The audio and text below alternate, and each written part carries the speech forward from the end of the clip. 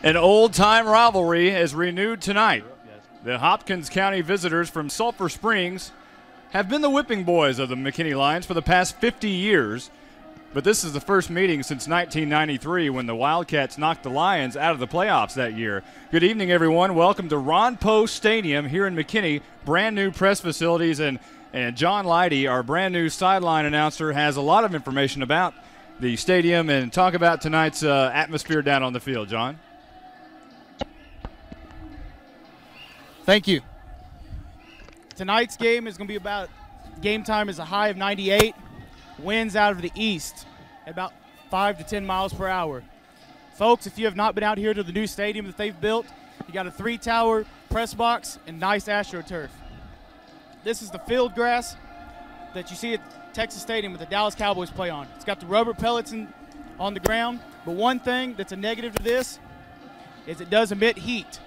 Most people do not know this unless they've played on it before. We're looking for a good matchup tonight, and we're going to send it back up to the press box. All right, thanks a lot, John.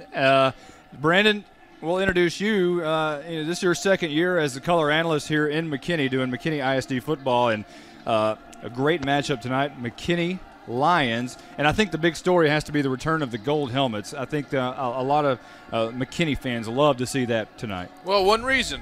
3 wins last year. Something's got to change, and you go back to something that's worked. They had been a dominant, I don't want to say powerhouse, but definitely a dominant force wearing those gold helmets. They're back.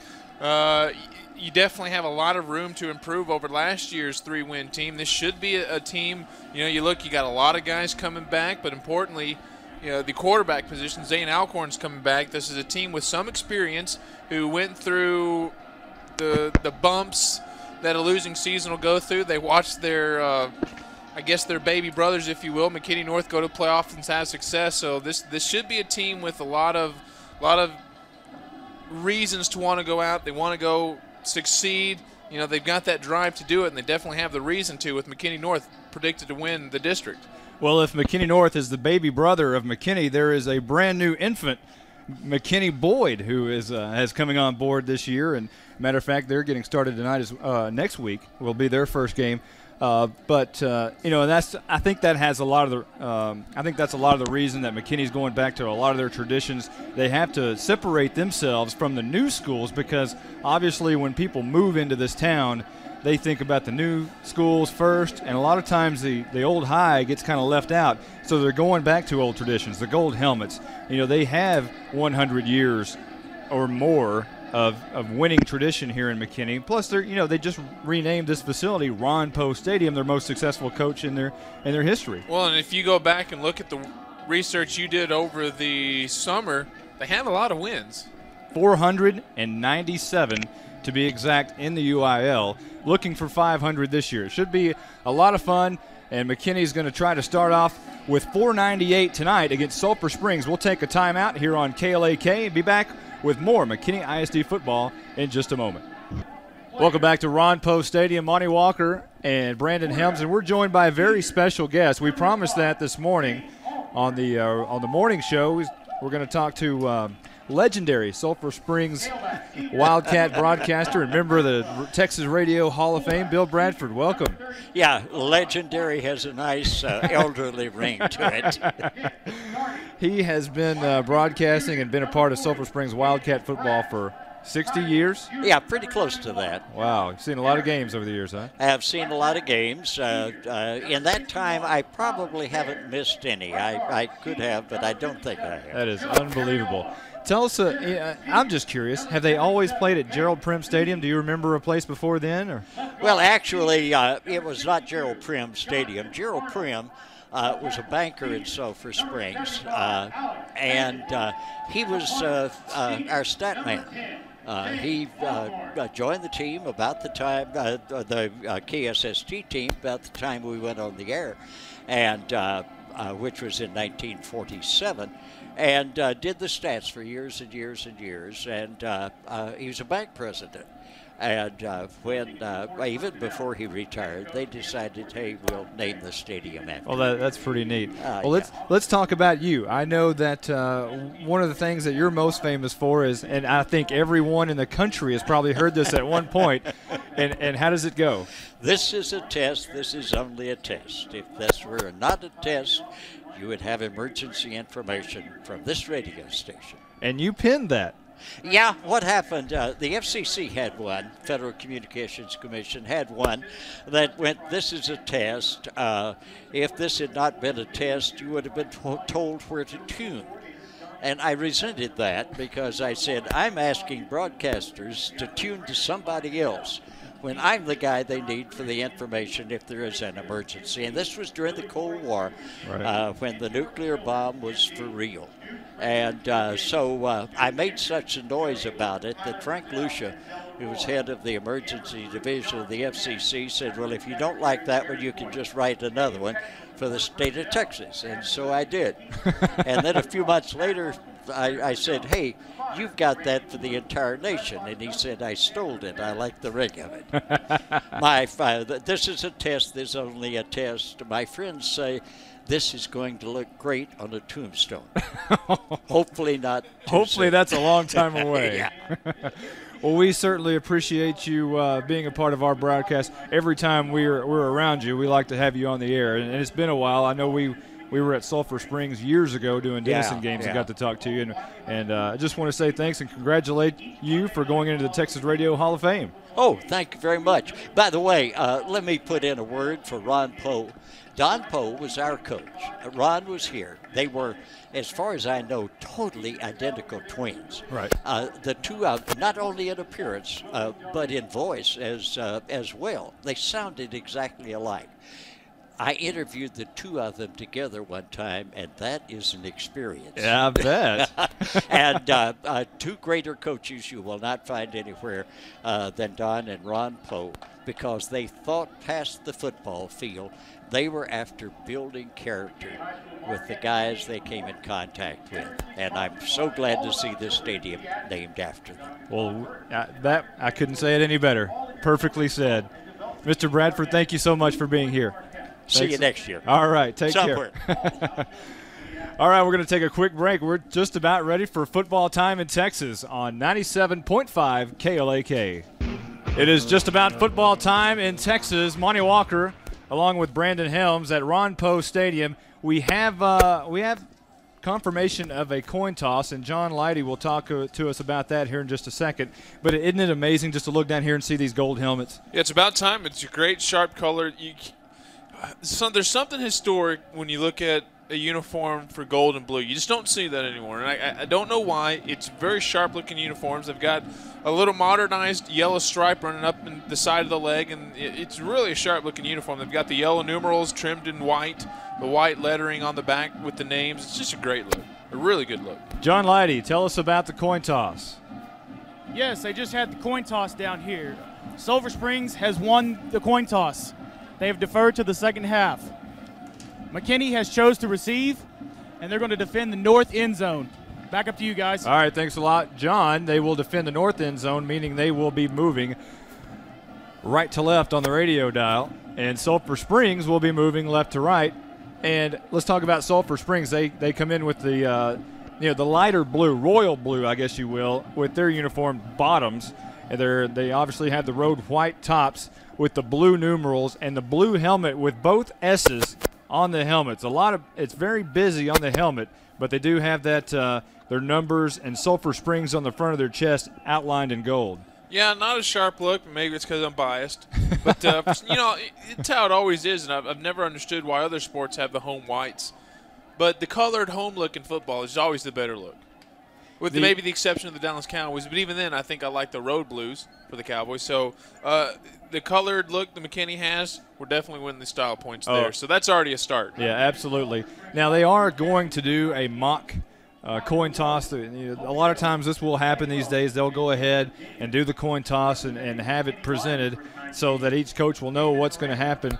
But they still, in traditional fashion, the captains will meet at midfield, and that's what's happening right now. We know the outcome, but they're about to go ahead and toss the ceremonial first coin of the season. Yeah, well, at this point, it doesn't really matter. You know, we said it all last year when McKinney had a very bad start to the non-district schedule. These games, these are the equivalent of the NFL preseason games. You want to get things tuned up. So the coin flip, what the coaches do, it's kind of like a script now. Like, okay, we'll open up the half on offense. Here's what we're going to do. And the opposing coach does the same thing. Okay, defense, we know what they're going to run.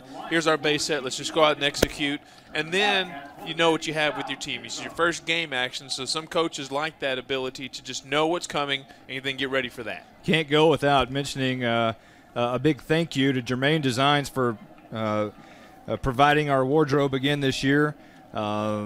They do outstanding work year in, year out. We had, we liked the ones last year so much that we had some made that were fairly similar. So go by Germain Designs. Now, they're in Denison, but they do order online. So call Germain Designs in Denison. They are at 903-465-5590 for all your embroidery work. Thank you very much. And the McKinney Lions are in their big helmet tunnel, about to prepare to run out on the field. Not a tremendous crowd tonight, but they have added some stands here, and maybe that makes it look a little less, but here come your McKinney Lions. And in this small crowd making a lot of noise. Love those horns. Yeah, the drill team still on the sides for both squads. Of course, Sulphur Springs on the far side, down in the south end zone. More of a shine of respect staying on for the opposing team's chance to run out on the field. Of course, we have the national anthem coming up as well. And we do, and why don't we take a break right during the national anthem here and give them a chance to get set with the band, and we'll take a quick timeout on 97.5 KLAK.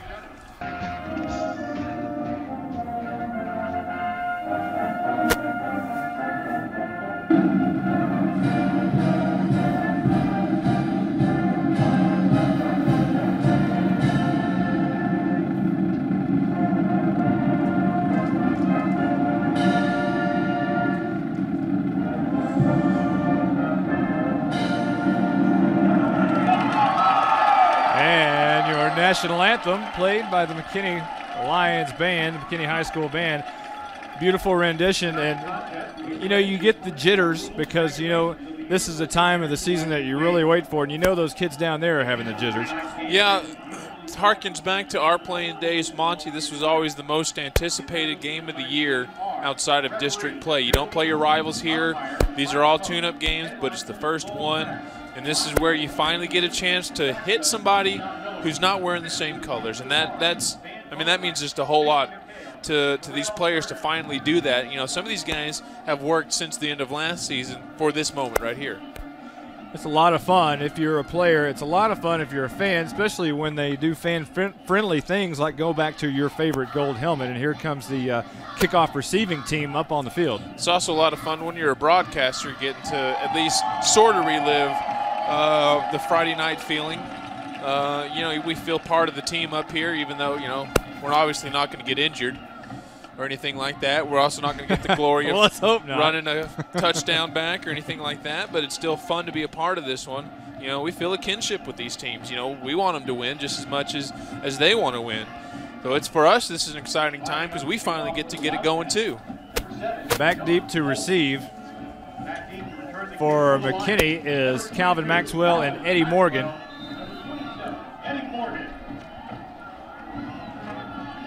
And on to kick for Sulphur Springs is John Holt. And he's just about ready to tee this one up. In 2006, McKinney ISD football is just about underway. And with the boot of this kick from John Holt, it will be. And he's running up, and the kick is in the air. It's a short, high pooch. Going to be fair. The fair catch is going to be called for at the 25-yard line. And that's going to be called by the tight end, Josh Erickson, who made the fair catch. Probably a pretty wise thing to do there, don't you think? Yeah, that's what the high schools are going more and more to. We talked a lot about it last year, really starting to get in vogue. It's that pooch kick. It minimizes the return and sets up the offense relatively deep, and in the high school level, 25. That's a really good start if you're on the defensive side, and especially if you can get a 3 and out. You're going to take over in good field position. So the pooch kick's really caught on, and that's the reason why. We'll give you the Lions offense here momentarily, probably after this play. Lion offense as they line up in that I formation. Now Alcorn, the quarterback, will go under center. It is going to be Eddie Morgan getting the toss left side, and he is hit initially at the line of scrimmage, bounces out of one, and now goes down at about the line of scrimmage, maybe a gain of about 1 yard. Yeah, it was a simple pitch. It was supposed to be an off-tackle play. However, the defensive contained there, and the cornerback for Sulphur Springs, Ryan Gibson, was able to keep Morgan from bouncing outside, tried to turn it up, and by that time the defensive line had came up and tackled Morgan for that only 1 yard gain. Eddie Morgan checks out. Calvin Maxwell checks in. Zane Alcorn, the quarterback. A man to his right goes in motion. That's LaRon Washington. And this time they're going to hand off to Maxwell, running right tackle, has a 2 or 3 yards, and goes down just shy of the 30-yard line. It'll bring up a third down at about 5. Nice gain of about 3.5 there for Maxwell. That went off tackle the other way. Instead, it wasn't a pitch this time. A simple handoff. He took it up tackle and got a decent block from that right side of the line, was able to spring it up for those 4 yards. And now McKinney's looking at the 3rd and a long 5 to try to get the first down. Lots of guys moving in and out of the lineup. David Grayson, one of them, coming out.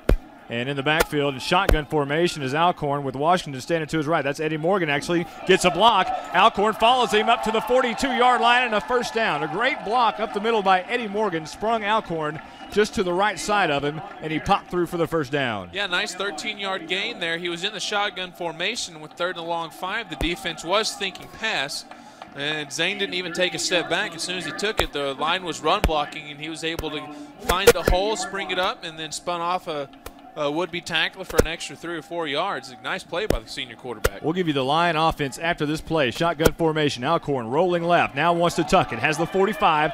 Is hit at the 47 and lunges his way out to the midfield stripe. And about 6 yards on the play. Here's your McKinney Lions starting offense.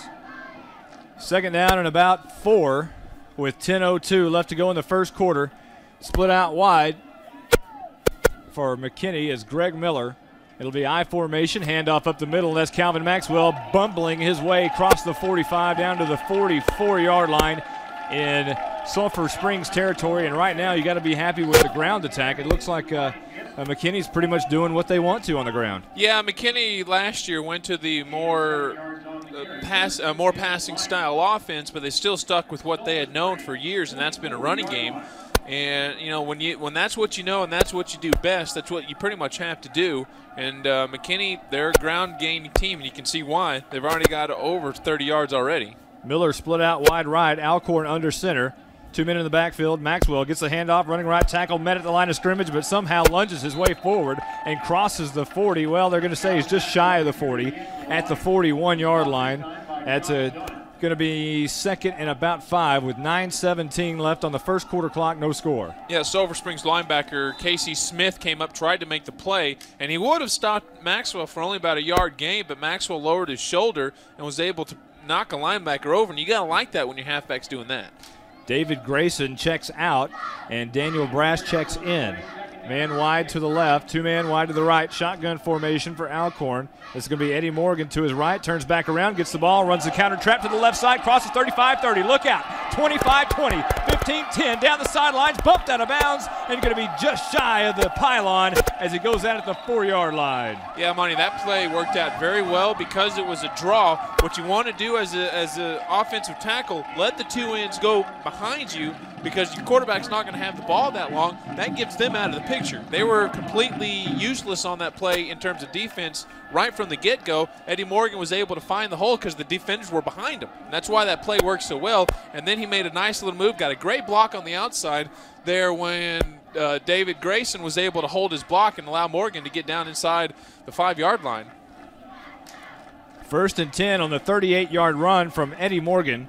With 8:43 left to go in the first quarter, McKinney Lions are in business with their brand new gold helmets, trying to punch it in here on 1st and goal from the 3. Alcorn looking over to the offensive coordinator, brand new offensive coordinator, Greg Winder, in his first year. And there's going to be a timeout on the field. We'll take 1-2 back in a moment on 97. Actually, are they going to take a timeout? Well, they're still on the field. I thought I saw the ref pat his head. So, no, he whistled to go, so we're still in action. Okay, Zane Alcorn will now break the huddle once again. Sends a man wide left. That's going to be David Grayson. Splitting out wide right. Greg Miller in the slot. And it's going to be Matt Riefman split out wide right. Alcorn gets it in shotgun. He's going to keep it up the middle. Nowhere to go, really, as he might have got back to the line of scrimmage. It'll be second down and goal. Yeah, that's the best the Sulphur Springs defensive line has looked. There was no penetration whatsoever by McKinney there. And Alcorn, when there's no holes, there's nothing you can do as a ball carrier. John Scoggins checking into the game. Matt Riefman checking out. And also checking into the game is Mr. Daniel Brash, and he will split out wide left. Calvin Maxwell and LaRon Washington in the backfield together. Alcorn will go under center. Second down and 3. LaRon Washington goes in motion from right to left. Fumble on the play. Alcorn picks it back up. Rolls around to the right side. He may even be in. And no signal yet. There it is. It is touchdown time in Texas for the first time in 2006. And Zane Alcorn does it when he picks up his own fumble and rumbles in. Yeah, that looked like that was going to be an off-tackle play. And the Lions caught a break there because the blocking was set up that way and the ball bounced that way. So the blocking was there. Alcorn wasn't supposed to be the primary ball carrier. It was supposed to be the halfback. But since the ball was it had a fortunate bounce, they were able to pick it up and run it in.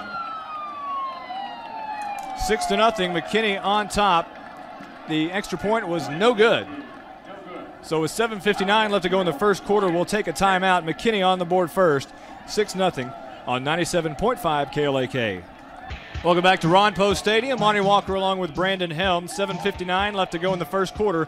McKinney has struck first blood with a 3-yard touchdown from Zane Alcorn as he fumbled and actually picked it up, ran around the right side into the end zone and missed the extra point. So it's 6-0. McKinney on top and about to kick off here. And doing the kicking for McKinney will be C.J. Gonzalez as he will tow it up and march back about 10 yards. On that drive, it was an 8-play drive, all runs. Only one was intended to be a pass for 75 yards and the touchdown. The kick is a high pooch kick that's going to bounce actually at the 17-yard line. It's going to be taken by Sulphur Springs Upman, who takes the ball across the 20 up to the 24-yard line. And on the return is Jeff Pitts, the running back, who we'll see in just a moment coming out of the backfield. Yeah, McKinney did the same thing on this kickoff that Sulphur Springs did on the last one. He pooched it over. This one was about to the 20, but Sulphur Springs didn't have anyone there. John Leidy down on the sidelines had a great view, I'm sure, of the touchdown by Zane Alcorn. Can you describe what you saw down on the sidelines? Yes, the Lions capitalized on a mistake with the handoff from the center to the quarterback. Zane Alcorn was able to pick up the ball very fast and followed his running back off the right tackle for a touchdown. He got across for about a foot. Back up to you guys. All right, thanks a lot, John. This is going to be a shotgun formation. Back to pass. They're going to throw it deep on first down, and it's incomplete in coverage for McKinney. Actually, it was great coverage, and that's going to be Andy Martinek. You'll remember Ben Martinek, quarterback a couple of years ago. Last year. Yeah, last year. I struggled with that name last year. So Andy Martinek has a nice play under his belt as his first play at cornerback for the McKinney Lions. 7:47 left to go first quarter, 6-0. McKinney on top, and Sulphur Springs will air it out, and they will spread it out. 3 receivers to the right side, and this is going to be the quarterback who's going to keep it. He was in shotgun formation, tucks it up, gets to about the line of scrimmage, and Britton Diamond, the quarterback, gains maybe 1 or 2 yards. Stick's going to be generous. The spot is right at the 25-yard line, so it'll be 2. That looked like a broken play. It looked like he was trying to get it to his halfback, Jeff Pitts, behind him, but it didn't look like those two were on the same page, and Braden was just left to stare at a bunch of blue jerseys that coming at him. Right after this third down, we'll give you the Lion defense. This is going to be Diamond back to pass. He's in trouble behind the line of scrimmage. Somehow gets out, and he might even have gotten back to the line of scrimmage and maybe even gained a yard. Here is the McKinney Lion defense.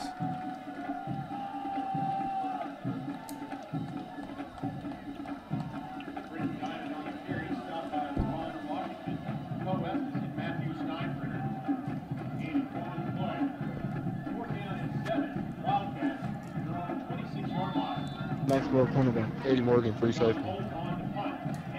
4th down and punt time for Sulphur Springs, as they didn't have too much success there on their first possession of 2006. And back to punt will be John Holt, who also does the kicking. His punt will go to Calvin Maxwell, who takes it at the 42-yard line, running right side, and runs over one defender, and will finally go down just shy of midfield. And that might have actually been Eddie Morgan, and it was. And I bet you we had problems with that all year. Eddie Morgan and Calvin Maxwell sharing time in the backfield, also sharing time on kickoff and punt return duties. And the 2-7 and the 2-2 are kind of similar on the jerseys. Well, it's also a good problem to have because they're similar style guys, explosive speedsters who, when they get the ball, can do just about anything at any given play. You know, we saw Morgan bust one on the last drive for a 37-yard run that got him down inside the 5. Calvin Maxwell has the ability to do the same thing. We didn't give you the Lion offense earlier, and we'll do that after this play here, as Eddie Morgan will come into the game as the tailback in this series. Zane Alcorn goes under center, 2 men to either side, handoff. That's going to be Morgan fighting his way out of the backfield. He's in trouble, and he's going to gain or lose a couple of yards behind the line of scrimmage back to the 47-yard line. So it'll be 2nd down and about 12. And here's your McKinney Lions starting offense.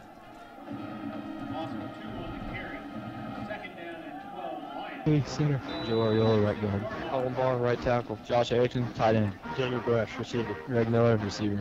Ron Washington, fullback. Calvin Maxwell, running back. Eddie Morgan, running back. Zane Alcorn, quarterback. Nick Stardy comes into the game as a wide receiver, and standing alongside Alcorn is Calvin Maxwell. He gets the ball here, carries a couple of defenders. Actually, no, Alcorn has it. He faked everyone out. Alcorn, touchdown. It is touchdown time in Texas, and Brandon, you had to see this better than me. I didn't see it at all. Yeah, what happened, it was an option play. They being the Sulphur Springs defense, bid on the fake, and Zane got to about the 50-yard line when he sprung free. The reason, there was a hold by one of the receivers downfield, so to negate the play, there's a reason he sprang free. And usually when you see a flag thrown immediately after a big run like that, it's likely going to be a hold downfield, and that's what the case here. One bad thing about being high in a great press box is you have to use your binoculars. And when I was using my binoculars, I could not see the option. So, wow. A tremendous fake, however. But McKinney Lions will be backed up here. Yeah, that's one you're going to keep into the playbook if you're keeping logs on this. A simple hold, even if you take the hold into account, that's still a nice gain of 5 to 6. And then if the receiver gets his block downfield without holding, it's still a touchdown. Ball will be placed inside the 39 and the 40-yard line in Sulphur Springs, or actually in McKinney territory. And Alcorn back to pass this time. Looks over at Maxwell. The swing pass in the backfield. Jukes one defender. He has the 40 out to the 45 in the original line of scrimmage. Close to it at the 48-yard line. And now a late flag comes down. And that could be in the area of an intentional foul, late hit out of bounds. Possible face mask. It's on the far side, so we don't have the best view here. And we'll ask John Leidy. John, did you have a chance to look over across the field and see what that flag might have been? No, I didn't actually get a chance. I was actually checking out the huddle here. The defense for the McKinney Lions is actually working on their blitzes. All right. They're talking it over right now. Back up to you. Thanks a lot, John. And that will be a personal foul against Sulphur Springs. And now you can negate some of that holding call as McKinney will get some of those yards back, and as a matter of fact, it'll be a first down as they place the ball at the 40-yard line in Sulphur Springs territory. Yeah, that's going to negate everything on because even if they were facing a 1st and 99, you're looking at an automatic first down is what I'm trying to get to here. And so they got bailed out by that, and that's one of the plays where you're, as defensive coach, you got to tell your guys, keep your head in the game. I know you want to hit, but you got to do it right. 1st and 10, 5:08 left to go in the first quarter. Whistles blow again. 6-0. McKinney is on top. If we can ever get to play here again with all these flags, and that's very common for the first game of the season. You see that just about every game in Texas on the first Friday night game, and it's happening right here at Ron Poe Stadium. Yeah, I'm surprised we didn't see it on the first possession for either side. That's the most likely one because you're not in a rhythm at all. It's your first series. But on that first one, McKinney looked like a well-oiled machine, and now we're starting to see some of that roughness, although a hold downfield can happen at any time because that's the most difficult block, and I speak from experience on that one. A receiver in a running offense. 1st and 15, 5:07 left to go in the first quarter. Handoff. That's going to be Calvin Maxwell running right tackle. Another flag comes down as he gains about 3 yards. But we'll see and check the flag on this one. They're talking to McKinney. And the officials tonight are out of the Dallas chapter. The referee is Bill Meagle. The umpire is Mike Koch. Randy Newton, the line judge. The head linesman is Lowell Pratt, and the back judge is Scott Miller. And Brandon, you saw the call. Yeah, it was another holding call that came from the back judge. And on a running play, when the back judge throws a penalty, generally it's going to be in the area of a holding, illegal block, something along those lines, and that's what we had here. So now McKinney looking at a 1st and 25, and they're back inside their own territory now, down to the 45. You know, they've had about 30 yards worth of real estate back and forth here on this same possession. Yeah, they've been penalized 25 yards, and Sulphur Springs has been penalized 15. That's been the bulk of the action in this drive. Shotgun formation, handoff to Eddie Morgan, and there's a little bit of confusion going on during that handoff. Alcorn wanted to pull it back. Eddie Morgan wouldn't give it up. Well, that was the option play that we saw earlier that Zane busted for the touchdown, and the defense was in the same situation. That could have been a big gain by Zane, but Eddie Morgan, I don't think, was reading the option as well as Zane was. And just you could saw Zane was trying to take it away from him because he would have had that hole. Sulphur Springs bit on that fake again. It will stand as a 3-yard loss. The Lions will have the ball at the 42-yard line. 4:08 left to go first quarter. 6-0, McKinney in the lead. And Alcorn will come under center, offset I, throwing the fade route over on the near side to Brash, and it's just underthrown a little bit. It was great coverage by the Sulphur Springs cornerback, Ryan Gibson, who was right there. As a matter of fact, the ball was underthrown just a little bit, and it could have been picked off. Yeah, and that's what exactly the problem was.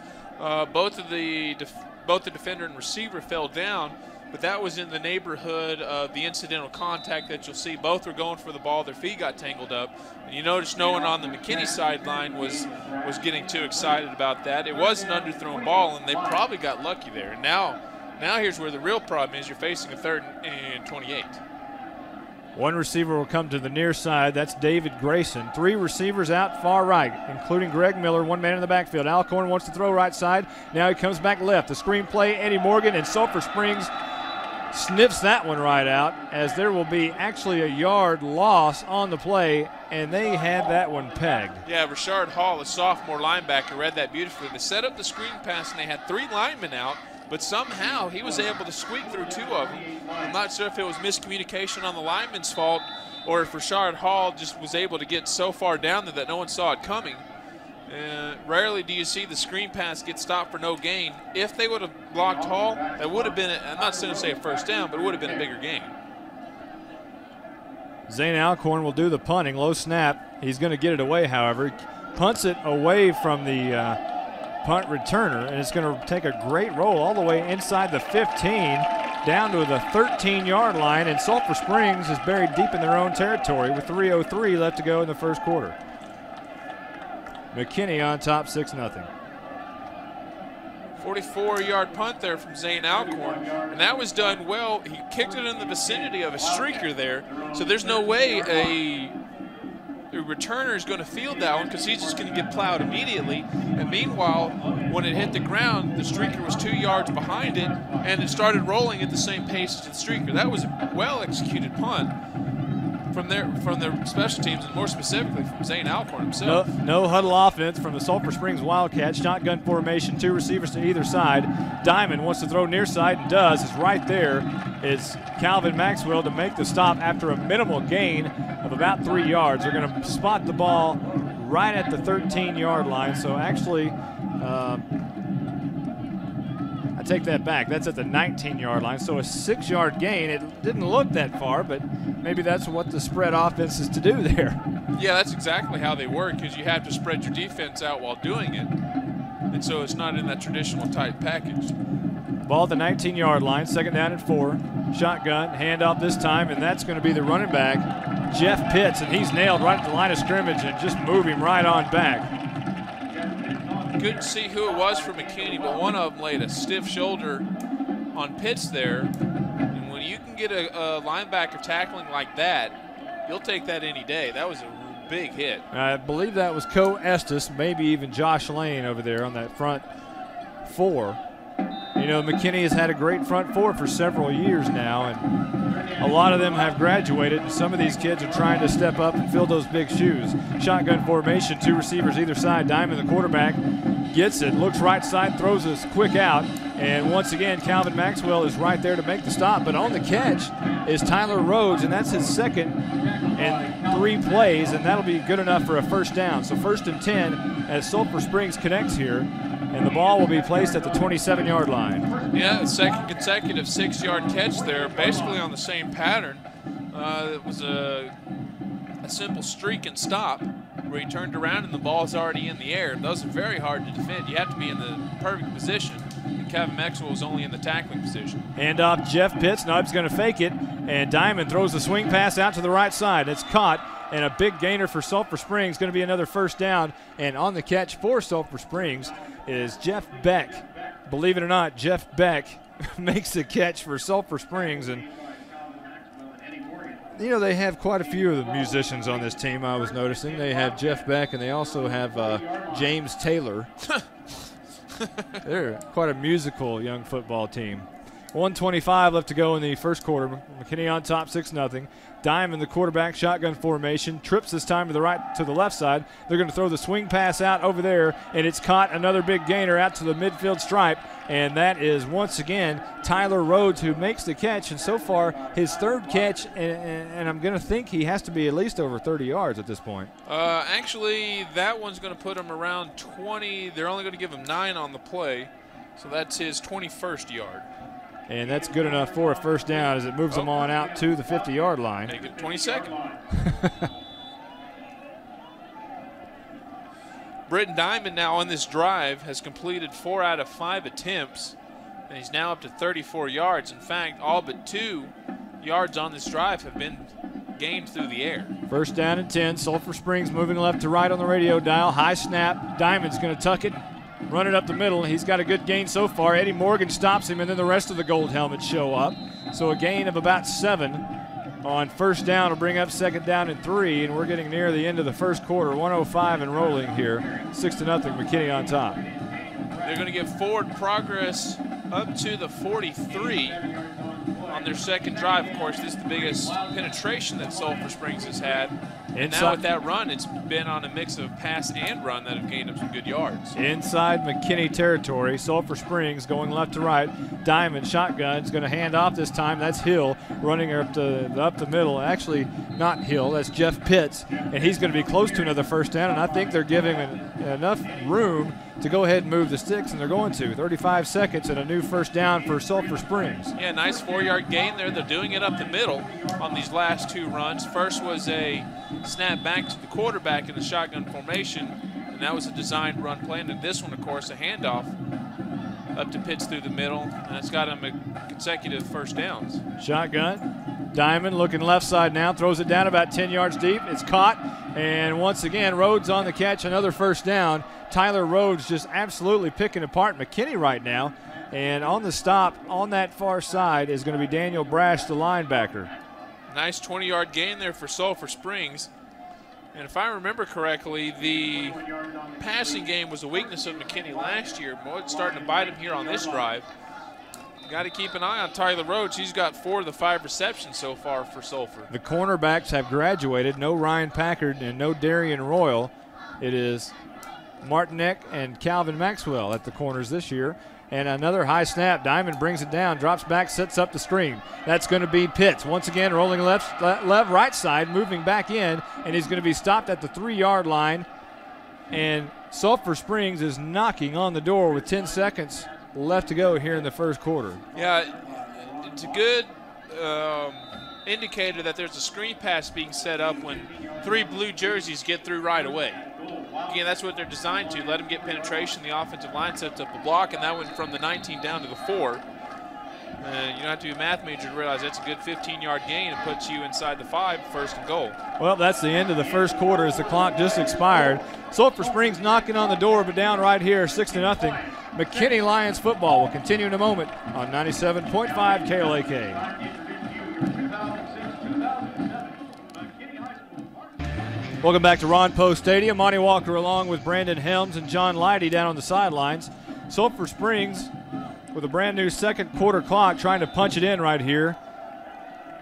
Only 4 yards out, and they have a first down and actually 4 tries to do it in. And Brett Diamond, the quarterback, is sending everybody out wide. 2 receivers on either side. 1 man in the backfield is going to be Jeff Pitts, standing to his right.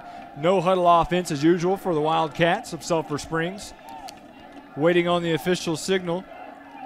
Diamond standing around in the pocket back there. Now moves Jeff Pitts over to his left, and now a delay of game will be called on Sulphur Springs. And good news for McKinney Lions, because that's going to back them up 5 yards further from that end zone. Yeah, but there's no excuse coming out of the quarter to do that. I mean, you have to have some semblance of an idea of what you're going to do coming out of the sideline huddle there. And they were just sitting there barking out plays. And if you're Diamond, the quarterback, you're going to have to say, hey, you look at the clock, here's the play we're going to run, do it. You know, they have a brand new head coach, Greg Owens, coming over from Lindale. He was a former Wildcat himself. This is going to be Diamond keeping it up the middle. He faked the hand to Jeff Pitts, but McKinney really didn't bite for it. But Diamond is going to make his way down to the 6-yard line, so it'll be 2nd down and 6.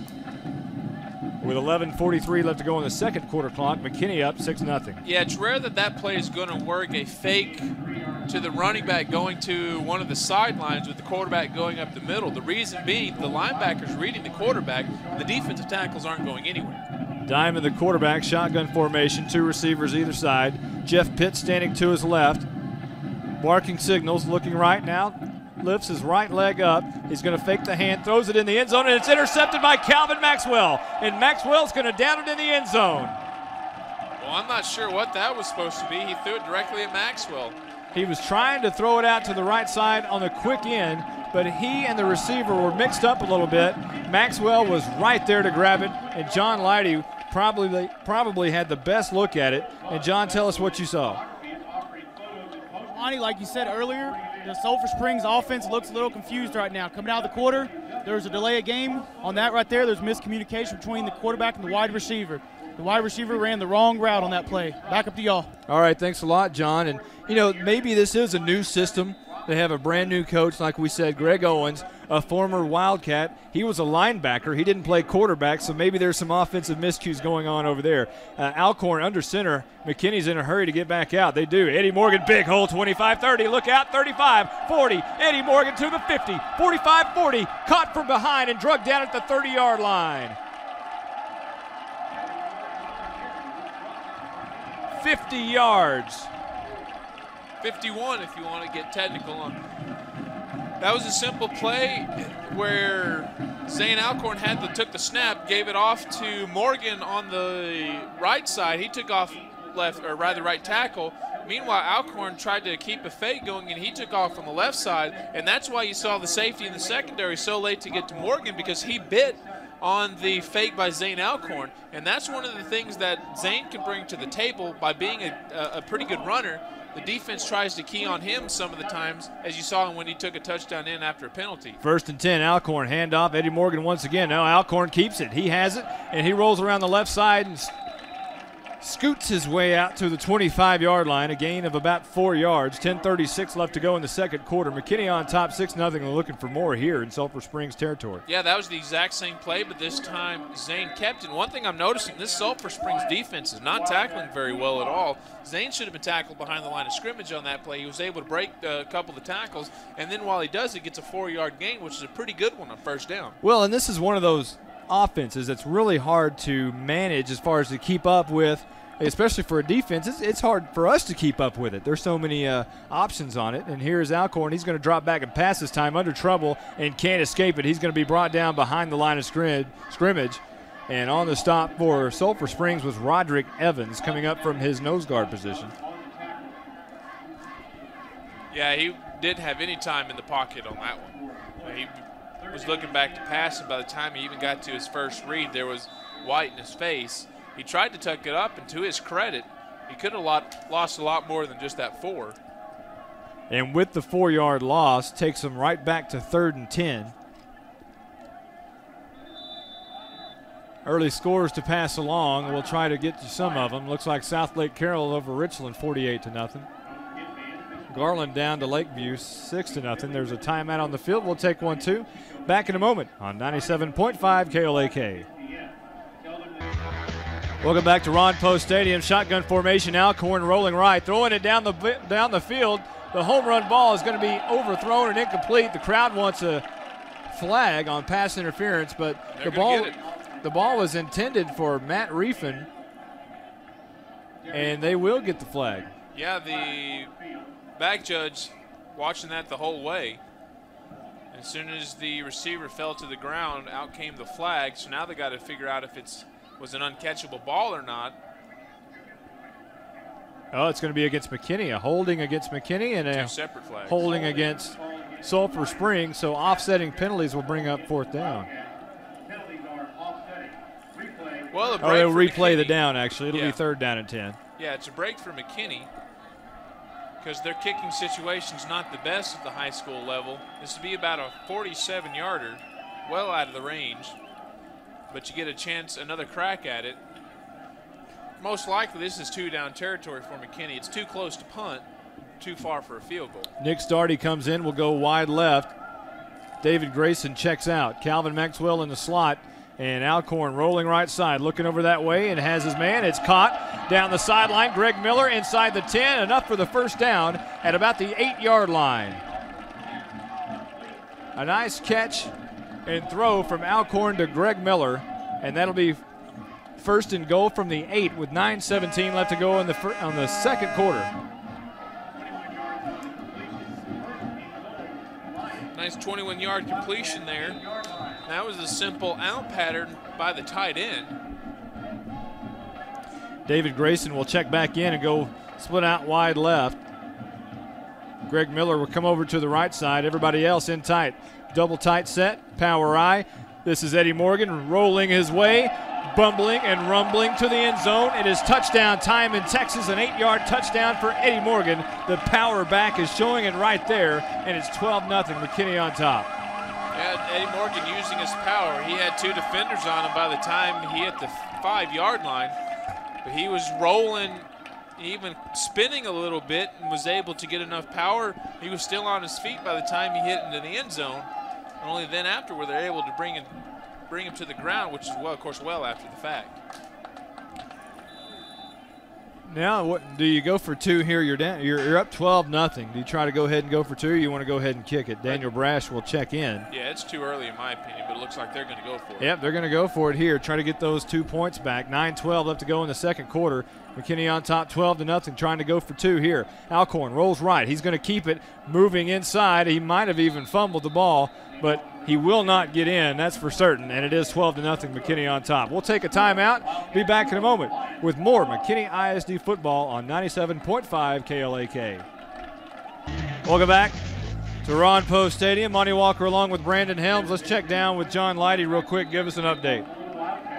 Yes, the offensive line coach for the McKinney Lions has been talking with the offensive line about sitting in on the count and also getting their hands inside and not outside on the shoulder pads. Getting rid of those penalties starting right now. Back up to you. All right, John, great job. That's exactly what a sideline person is supposed to look for. Here is the kickoff, and it's another high pooch kick going to be taken at the 15, and Jeff Pitts is really upset. He wanted to run that one, but his knees hit the turf as he caught it, and Sulphur Springs will set up shop at the 15-yard line, moving right to left. Yeah, Monty, that's a situation where they're trying to do the pooch kick, but that is a simple line drive, and those can be hard to field because they're coming right at you instead of coming down upon you. And Pitts had to get onto his knees there, and in the high school game and college as well, when you're on your knees, play's over. And 9:10 left to go in the second quarter. McKinney on top, 12-0. Sulphur Springs, they look like Frisco. Yeah, they do. Sulphur Springs coming out with their blue and white uniforms and shotgun formation. is Diamond. He drops back 3 steps, wants to throw. He's in trouble behind the line. He gets it out, and it's almost intercepted once again. Daniel Brash was right there, and also Martinek was there to pick it off. But the ball goes through their hands. It was intended for his wide receiver, Jeff Beck, but it was just incomplete. Yeah, good coverage there in the secondary by the Lions. Diamond was starting to get a little antsy there in the pocket as he was jumping up and down. Sherman on top of Hillcrest 7-0. An early score. Frisco was down to Garland Lakeview 6-0. Plano was tied. Here's a pass out, swing left, caught at the 20-yard line, making his way up to the 22 before being tackled by Brash. And the completion will bring up a 3rd down and relatively short, as the ball will be spotted at the 23, and they need to get to the 25 for the 1st down. DeQuayland Evans' first catch. It's a good one for Sulphur Springs, as it's an 8-yard gain. Keeps him out of 3rd and long, and now they're looking at 3rd and 2. 2 receivers to the near side. Jeff Pitt stands in the backfield. Diamond wants to throw it out right side, almost intercepted by Calvin Maxwell again. You want to know about Calvin Maxwell? We said this last year. Get some of that. Nice job, secondary. That's the 2nd time in 3 plays the secondary has been in a position to make the play. The first one wasn't going to be on the line along the lines of an interception. It was just going to be an incomplete pass. And in that situation, another not a great throw from Diamond, but Maxwell in good position. He's got great reactionary skills, and he almost got a chance to snag that one in. John Holt for Sulphur Springs will stand back at his own 11 to punt this ball away to Calvin Maxwell, who stands at his own 42-yard line. Britton Diamond, the quarterback, is in. He's the up man on this, but the snap goes right by him, and Holt gets it away. A little bit of pressure there. Maxwell is going to let it go over his head. Bounces at the 32, takes a Sulphur Springs bounce and a hop down to the 20-yard line. So McKinney will take over shot, moving left to right at their own 20-yard line with 8:19 left to go in the 2nd quarter. Needed to have fielded that one. That's a 57 net punt, but it could have only been about 45 had a fair catch been applied there. And instead it bounces back, rolls for about 15 more yards. You know, when you have people coming at you, that's what the fair catch is for. You won't lose any more yardage, and you can't get hit on a blind hit there when you're just a sitting duck. 1st and 10 at their own 20. McKinney. Alcorn will go under center. Handoff up the middle, and that is Andy Morgan, and he's going to be dropped after about a 1-yard loss, or a 1-yard gain, rather. And now they're going to say he got back to the line of scrimmage, so it'll be 2nd down and, well, they don't know where they're going to spot it. Now they spot it right at the 20. It'll be 2nd down and 10 with 8:02 left to go in the 2nd quarter. Paris on top of Gainesville 7-0. Sherman on top of Hillcrest 7-0 as we see. That was Rockwall on top of Middle and Lee 21-7. These scores go by really quick on this scoreboard they have here in McKinney. Shotgun formation for Alcorn. Fumbles it around, picks it right back up, goes left side. 15. He's at the 20, being chased down, and is drug out of bounds at the 25-yard line, well short of the 1st down. It'll be 3rd and about 5 with 7:31 left to go here in the 2nd quarter. Well, McKinney's got the advantage on the lines because Sulphur Springs is barely getting any penetration. They finally got one coming off the left side there, but nothing on the right, allowing Zane to spring free for that 5-yard gain. He actually ran a lot more than 5 yards because he went from the middle of the field out to the sideline. But if there was any kind of defensive pressure there, even contained from the defensive end, that shouldn't have been at best no gain, and most likely would have been a loss. 3rd and 5 for the McKinney Lions in their gold helmets, moving left to right. Alcorn fakes the hand. He's in trouble, and he's going to be sacked all the way back to the 14-yard line in a big play by Clay Wilkes.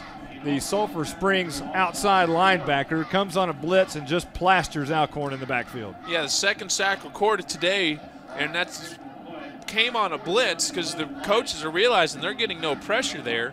They're letting McKinney run at will, and now they're starting to let him pass at will. And that's a loss of 6 yards, but more importantly, it's going to be the end of a drive because there's no way you go for it on 4th and 11 inside your 20. Well, it'll be punt time, and Zane Alcorn will kick this one away. It's kind of a wobbly kick, bounces at the McKinney 42, but is going to take a good hop, crosses the 50, inside the 45 at about the 43-yard line, and that's where David Grayson will down it, and Sulphur Springs will take over with fairly good field position at their own 43 with 6:11 left to go before half. Again, that low line punt from Zane Alcorn, it's not going to be a whole lot through the air, but because the Streakers are on their way, there's no chance that will be fielded. And then it bounces, and this time gets about 12, 15 yards on the roll, takes them from their own 19 and puts it back inside the 45. Here comes Sulphur Springs with their wide open offense, sends 2 receivers to either side. 1 man in the backfield is Jeff Pitts. Britton Diamond, the quarterback, stands upright. He gets the hand. He's going to give it to Pitts, who runs right up the middle for a gain of about 3 or 4 up to the 46-yard line. It's 6:02 left to go before half. McKinney on top, 12-0. Actually, Monty, they're sending someone else in there. I see a 26, but there's no 26 on the roster. Whoever 26 is took that snap.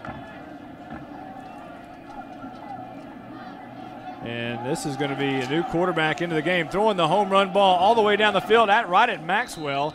And you'd think they'd cut that out because he overthrew Maxwell, and he was the closest one to the ball. It'll go incomplete. And the new quarterback was Tyrick Rollison in for Sulphur Springs. First time we've seen Rollison. He is a sophomore quarterback. Yeah, what they're doing, Monty, is they're getting the second-team guys in. You know, this is, like I said, a pre-district game, a non-district game, which doesn't matter in the course of making the playoffs. So you just want to see what you can do with your backups. Shotgun formation. Rollison throws near side and out of bounds, and it'll be 4th down. And that series really was not very pretty at all from the Sulphur Springs Wildcats. No, Tyrick Rollison, he may be the backup quarterback, but he doesn't look good as what we've seen from Britton Diamond, especially on their second drive. He might be the quarterback of the future, but maybe as a sophomore, maybe not yet. Yeah, you got to get it worked. No question about that when you're youth. But this is, again, a game that doesn't mean anything in the scheme of things, so get him some work. Punt formation. John Holt will stand at his own 35-yard line for Sulphur Springs, and Eddie Morgan this time will go back to receive this punt as he stands at his own 17. He's going to catch this one at the 19, make 1 defender miss, make 2 defenders miss, and he heads out to the sidelines. 40, 45, 50, cutting it inside. Look out, 40, 35, 30, 25, 20. Can he do it? Kiss him goodbye. It is touchdown time in Texas for Eddie Morgan, and I'm telling you, this is one of the best football players in North Texas is Eddie Morgan. It's 18-0, McKinney on top. Simple 81-yard punt return. What he did is he made the streaker miss, and that's the guy who had the best look at him. And then there was the potential to have an illegal block in the back, although it would have been really close, and the officials deemed that one to not be the case, and then Morgan just did the rest himself. He found a couple of seams, juked a couple of times. By the time you know it, he's on the other side of the field, on the far side, scoring a touchdown. McKinney's 3rd of the game. Well, the Lions will try this extra point. And they will bring in that'll be Gonzalez again, and this extra point is good. I'm going to take that back. That's not Gonzalez. That is Michael Widener on the extra point. 5:19 left to go, second quarter, 19-0, McKinney in the lead. Back in a moment on 97.5 KLAK. Welcome back to Ron Post Stadium here in McKinney. The Lions are on top of Sulphur Springs, 19-0. John Leidy, talk to us. On that last offensive series, McKinney running back Calvin Maxwell came out after 2 plays. The trainers were down here stretching his legs out. I think he started to get cramps from this Texas heat. Also, the defensive coaches have challenged the internal of the defense. When I say internal, I mean defensive tackles, to get some pressure on the quarterbacks. The outside linebackers and defensive ends are getting a lot of pressure on the quarterback, and he's making poor choices. Back up to y'all. All right, thanks a lot, John Leidy. And the kick for McKinney is up in the air. It's a high pooch kick. Jeff Hill is going to take this one. He's at the 15, the 20. The ball is on the turf. McKinney may have it. No indication yet. There's piling people off the bottom. Eddie Morgan, I believe that's Eddie Morgan, says that McKinney has it. But no, Sulphur Springs comes away with the football. Yeah, I saw one of the mid-men fall on that one. Sulphur Springs got lucky. You didn't take a disastrous bounce for them, because now that you're down 19-0, the ball going back out of your possession inside the 30 would spell doom. what happened, the returner just hit his blocker. I mean, that wasn't anything McKinney did. You'd like to take credit for that one, but he just hit his own blocker and it popped him out. You know, John Lighty made a great point earlier when he was talking about cramps, and that's something that kids deal with every year, the first 2 or 3 years, especially last year when you were even playing in August, that kids have issues with cramps. Seems like every year, and now the timeout is going to be called, and we'll take one too. 19-0 McKinney on top. Back in a moment on 97.5 KLAK. Britton Diamond back in the football game at quarterback for Sulphur Springs. Immediately hits his wide receiver, and that's Jeff Beck, and it's close to a first down with 5:02 left to go here in the second quarter. McKinney Lions on top, 19-0. Welcome back to Ron Poe Stadium. Yeah, McKinney, before the last break there, had to take a timeout because they're bringing in non-starters, and there was some confusion as to who was supposed to be in and who was supposed to be out. So they would have been I think they would have been deficient on players, but they also would have been deficient in the fact that they didn't have a scheme in there because they didn't have the right people. DeQuaylen Evans is split out wide left for Sulphur Springs, and Jeff Beck split out wide right. And it is Britton Diamond back in at quarterback, as we mentioned earlier, 1st and 10, and he's going to keep it right up the middle. A little bit of running room, maybe about 5 yards, which is good running room, I guess, and that'll take him out to the 37-yard line in Sulphur Spring territory. 4:28 left to go in the second quarter. Yeah, any coach is going to take 5 yards on the first down. That's just going to set up positive yardage. And now we have a McKinney Lion down. I can't see the number, Monty. You might have a better angle than I do. Right there on the far hash mark. Yeah, that's going to be Josh Lane, who is down right at the line of scrimmage, the new line of scrimmage, which is about the 37-yard line. No indication of what the injury might be, but let's talk about the game so far and how you think it's played out. You know, we didn't really know what to expect from McKinney. They lost a lot of players offensively and defensively, but Alcorn, you know, you knew he was going to be back and you knew he'd look pretty good, and so far I think he has. Yeah, that's exactly what I talked about at the pregame show. You've got an experienced guy coming back in Zane Alcorn. So far on the day, he's carried the ball 7 times for 24 yards, but he's made a lot of efficient decisions.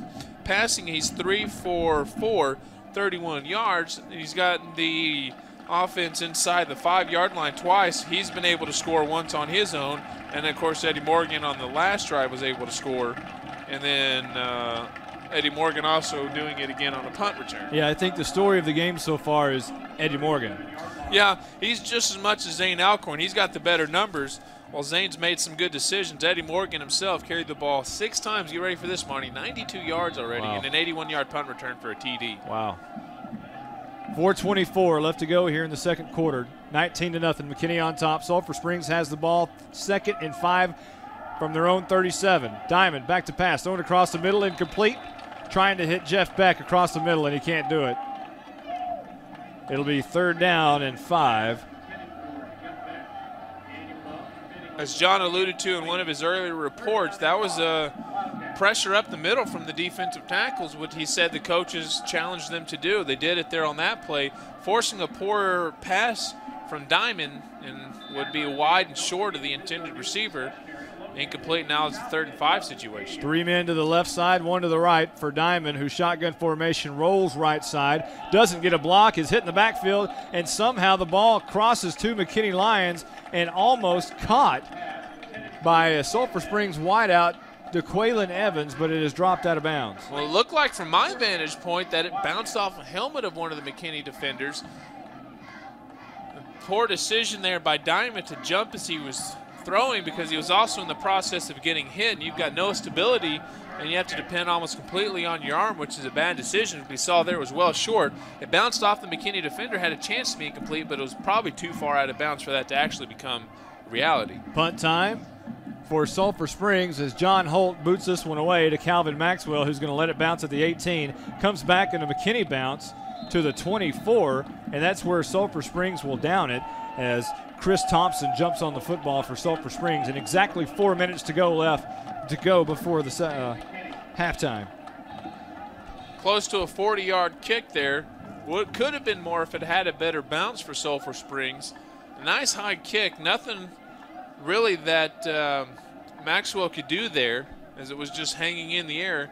He probably could have fair caught it, but in this case it turned out because they actually gained a few yards on the bad bounce from it. I'm not certain of this, but I don't think Maxwell has actually fielded a punt yet. I think Morgan was the only one who fielded the punt, and his went 81 to the house. Yeah, I believe you're right. I think he's caught another, but it was a fair catch. 2 receivers to the right side. Maxwell into the game at tailback, gets the toss here, so I guess that cramp is doing okay as he crosses the 25-yard line out to the 27. John Leidy has something for us down on the field. On that last punt return by the McKinney Lions, there was an injury that was suffered by McKinney Lions running back Eddie Morgan. He will not return for the rest of this half. He is doubtful for the second half. Back up to y'all. All right, that's damaging news to McKinney Lions fans as Eddie Morgan looks like he might not return tonight, just as John said. It'll be 2nd down and 7 for McKinney, moving left to right with 3:23 left to go here in the second quarter. Maxwell in the backfield. Fumbled snap. Alcorn picks it back up, however, and they've had a couple of bad snap and bad exchanges so far tonight, and you hope they can correct those as Greg Miller comes back into the game. First one was a touchdown. This one not going to be that case.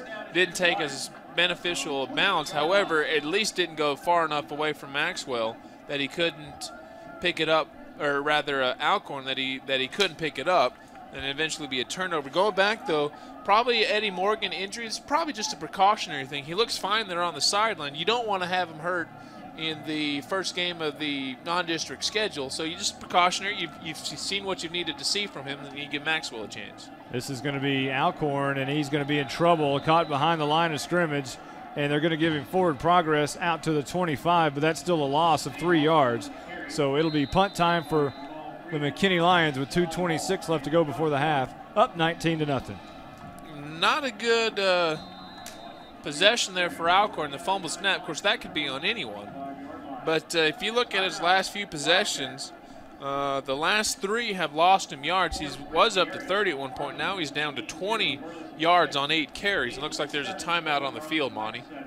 Well, we'll keep it right here with 2:22 left to go here in the second quarter. McKinney up 19-0. And, you know, I think, the situation, the Coach Todd McVay talked about the depth of his club, and I asked him in the pregame show, if you were listening, about the 3-headed monster with being LaRon Washington, Calvin Maxwell, and Eddie Morgan, and he just explained that it was a lot about depth that he was able to really focus on. Yeah, and that's the weird thing. All 3 of them are seniors. We have yet to see LaRon Washington at this point do anything. He's been on the field mostly in a flanker-type position. He hasn't carried the ball yet. He hasn't caught a pass. But just to know that you've got some, you know what he can do. McKinney played him last year, and he was a pretty good player for the squad. Punt formation. Zane Alcorn will stand at his own 12-yard line. High snap over his head. May go into the end zone. He's going to down it at the 1. No, I think Sulphur Springs recovered the ball, and they did. And they have the ball at the McKinney 1-yard line. Wow, what a disaster there for special teams of McKinney. That could have been a safety. A best-case scenario after you have a bad snap is you hope for the safety. What Zane was trying to do was get in the end zone. The ball just didn't cooperate. It didn't roll with him. Then he tried to jump back and catch it, and it was just out of his reach. Sulphur Springs pounced on it. Now they have 1st and goal at the 1. What a fortunate turn of events for them with 2 minutes left to go before halftime. 2:18 to be exact. Down 19-0 to McKinney here, but a chance to really pile it in. And you think they're going to send out Britton Diamond, their quarterback, and their first-team offense, you would think, and probably send him straight up the gut. He or the running back, Jeff Pitts, you wouldn't think they'd be throwing in this situation, do you? Yeah, probably going to be a conservative first play here. After that, anything's wide open. They only have 1 receiver split out at this point. 1st and goal, and it is Diamond, the quarterback. He's going to keep it right side. A flag is down, and it is going to be a false start against Sulphur Springs. The second time they've been down there, really close to the goal line, and the second time they've shot themselves in the foot. Actually, I misspoke on that, or missignaled, I guess. I didn't really say anything. It was a delay of game. And that's the second time that they've been down there. You remember they took a timeout, or rather it was just the end of the quarter break last time. They came out, had a delay of game inside the 5. And in this case, the 1, you can't do that. Instead of first and goal from the 1, it's first and goal from the 6. Shotgun formation, same play for Britton Diamond, diving to the end zone. He's going to be short, but guess what? There's another flag on the play, and this one's right at the line of scrimmage, right at the 6-yard line, so we'll see. Diamond was able to get up to about the 1-foot line on the play, but we'll see. We'll check the flag here. They came out right at the start of the snap, and since it wasn't a dead ball, that generally indicates that it's going to be an offside on McKinney. So now here's the question. Do you go back to first and goal at the 1, or do you take it second and goal at the 1? Well, that's really an easy answer there. And they're declining it, so maybe it's not. I don't know. Oh, in this case, it would be half the distance to the goal. They wouldn't give you the full 5 yards, so it would be first and goal at the 3. Well, it does show second and 1 currently. Yeah, that's what it's going to be, since they declined it. You'd rather have second and goal at the 1 rather than first and goal at the 3. Well, some coaches would. It's a tough decision to handle. And an unfamiliar all-tight set for Sulphur Springs. Shotgun formation, however. High snap brings it down as Diamond. He's fighting his way across the goal line, and he is in. Sulphur Springs gets on the board for the first time tonight with 1:56 left to go here in the second quarter. Down 19-6 to McKinney, and guess what? Another flag on the play. Oh, nice. This one well after the fact, though. See what's going on here. I hope it's not tempers flaring.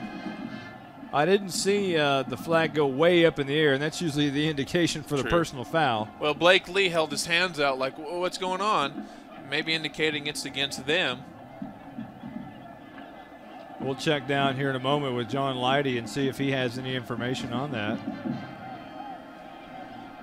As it was second down and 1. Second down and goal from the 1. Scoreboard shows that they have scored. Of course, they don't know, hadn't been a signal yet, dead ball, so this touchdown will be accepted. And the extra point unit is coming on, and that's John Holt, and he will tee it up. That was a personal foul on both sides, so it'll be basically offsetting penalties. Apparently, Blake Lee was involved because he's getting an earful from the coach. We don't know who it was for Sulphur Springs.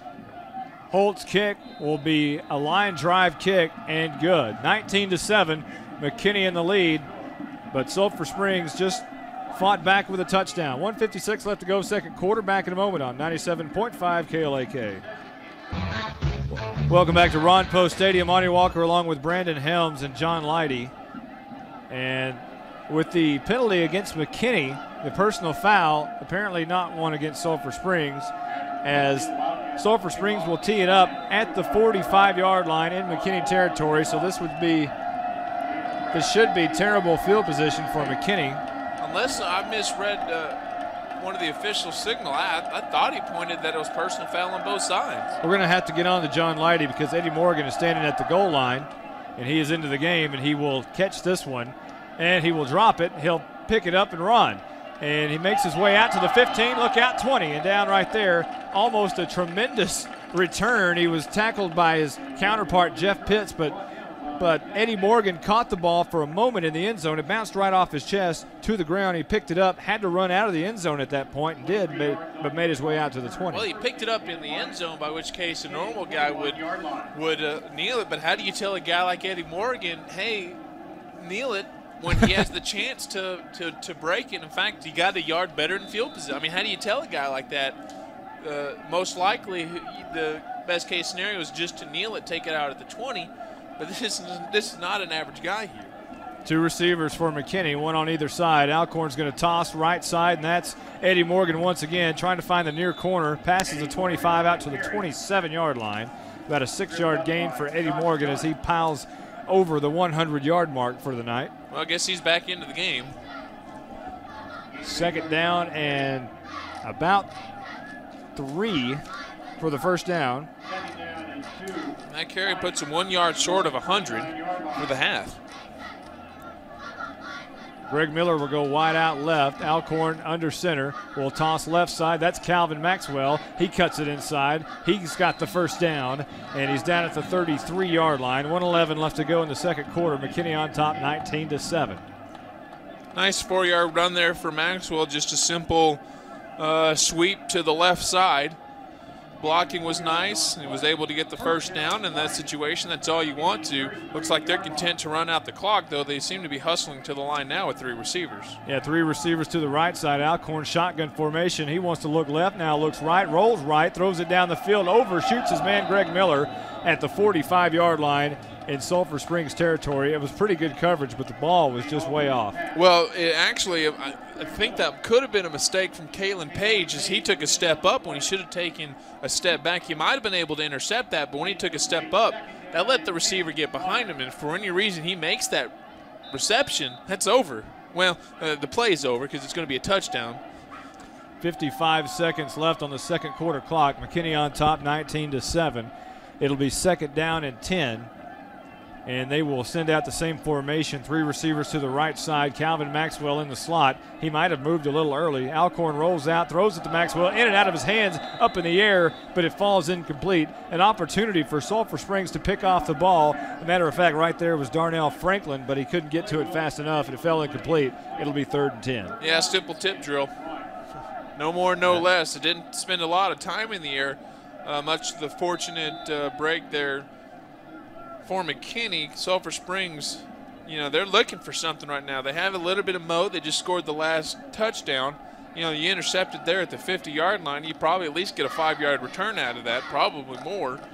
They're set up shop well. McKinney catches a break. David Grayson brought the play in, came out wide right, now moves wide left. Alcorn, this is going to be a counter play back to the other side and into the game, and down at the 39-yard line. Into the game for McKinney was LaRon Washington. Really the first time we've had a good look at him. We talked earlier that he came over from Frisco Centennial. His parents just moved to McKinney, and he finds himself wearing that Lions uniform now instead of that familiar Titans uniform that we grew accustomed to. Here we've got whistles on the field. When a timeout was taken by Sulphur Springs, they were going to stop the clock from bleeding any further. We'll take 1-2 real quick. 28 seconds left to go before the half. 19-7. McKinney in the lead. Back in a moment on 97.5 KLAK. Welcome back to Ron Poe Stadium. Monty Walker along with Brandon Helms. 28 seconds left to go in the second quarter. McKinney on top, 19-7. Zane Alcorn in punt formation, and he will boot this one away. Not a lot of pressure, and it will bounce at the 37-yard line of Sulphur Springs and take a good McKinney roll all the way down inside the 25, and will roll dead at the 24-yard line in Sulphur Springs territory. So the Wildcats are going to have 17 seconds in which to play with to try to score. They're down by more than a touchdown, so they're going to have to fight and claw their way back into this one. Yeah, I'm not sure, though, just how much of a risk taker Sulphur Springs is going to be here, what Greg Owens is going to decide to do for his Wildcat squad with 17 seconds left.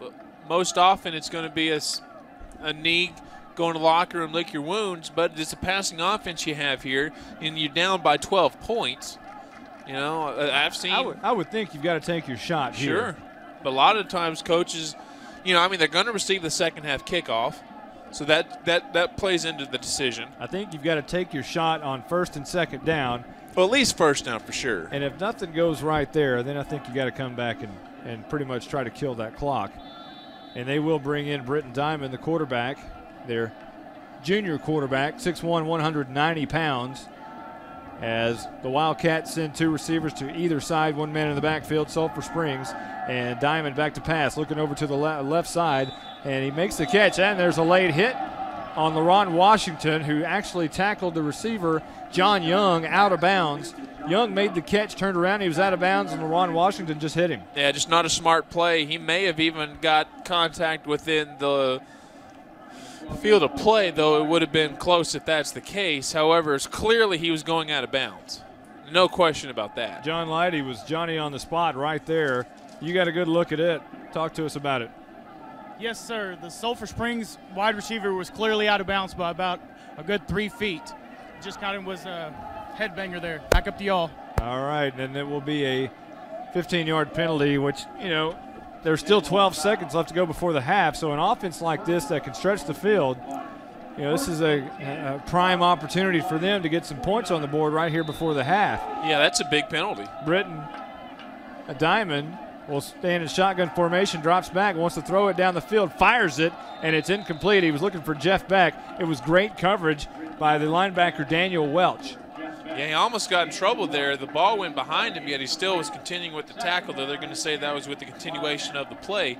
We saw there that Sulphur Springs was able to gain 30 yards in 7 seconds via a 15-yard pass and a 15-yard penalty. There's 8 seconds left here, so there's still plenty of time left for Sulphur to do something. And right now, if I'm McKinney, I let them do whatever they want to in the middle of the field. Let them run that clock down. 8 seconds on that clock as Diamond shotgun formation rolls right side now and throws it, heaves it, and it might have one-hopped, and I believe it did, the receiver, so it'll be incomplete with 3 seconds left to go. Some scores to pass along.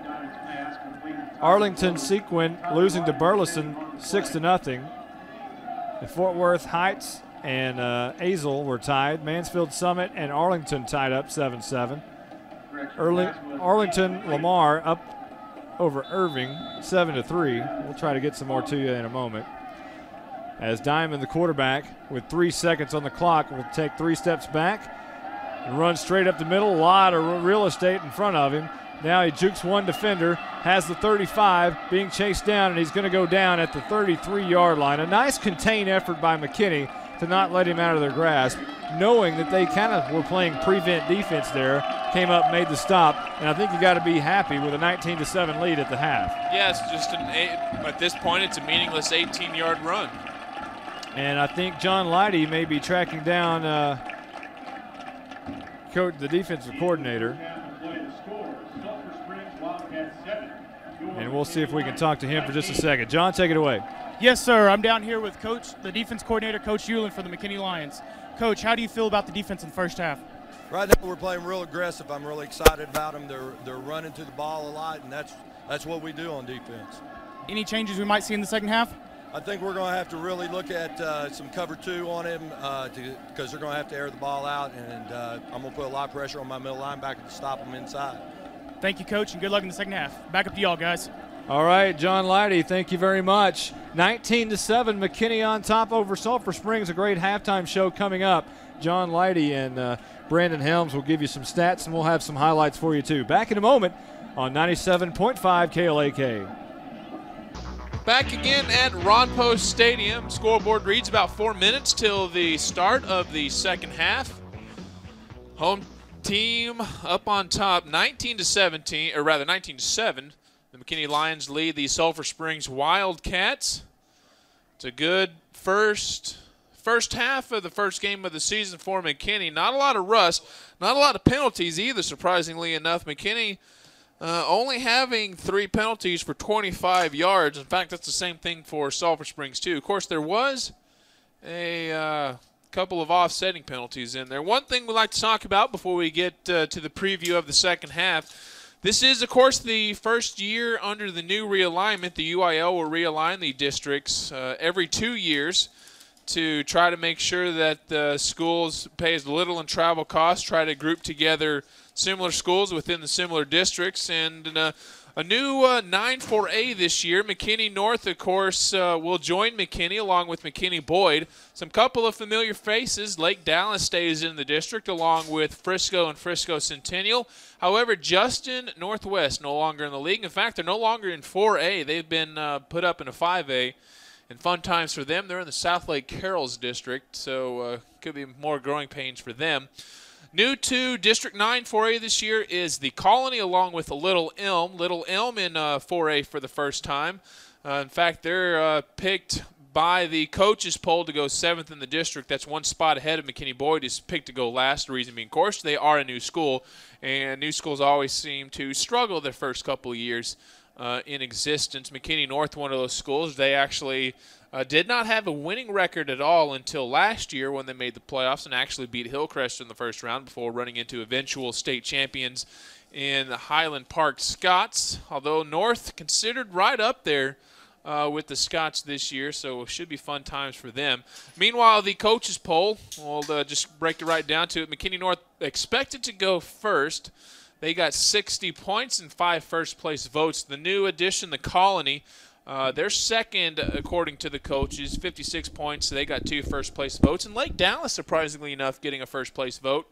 They finished with 49. Then it goes Frisco. McKinney picked 5th. Frisco, Centennial, Little, Elm, and then McKinney, Boyd.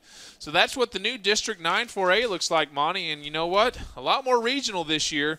You got to like the fact, of course, wherever the McKinney schools go, they'll always be together. So that's got your rivalries there. But you know what? There's a lot of rivalry in the growing communities of McKinney along with Frisco, so it's good to see that those 2 schools are in.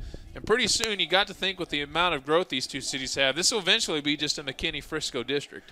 Well, in one sense, however, you know, a lot of people are saying right now that Boyd will only be in 4A for this district alignment, and that next time they realign, Boyd will probably be 5A.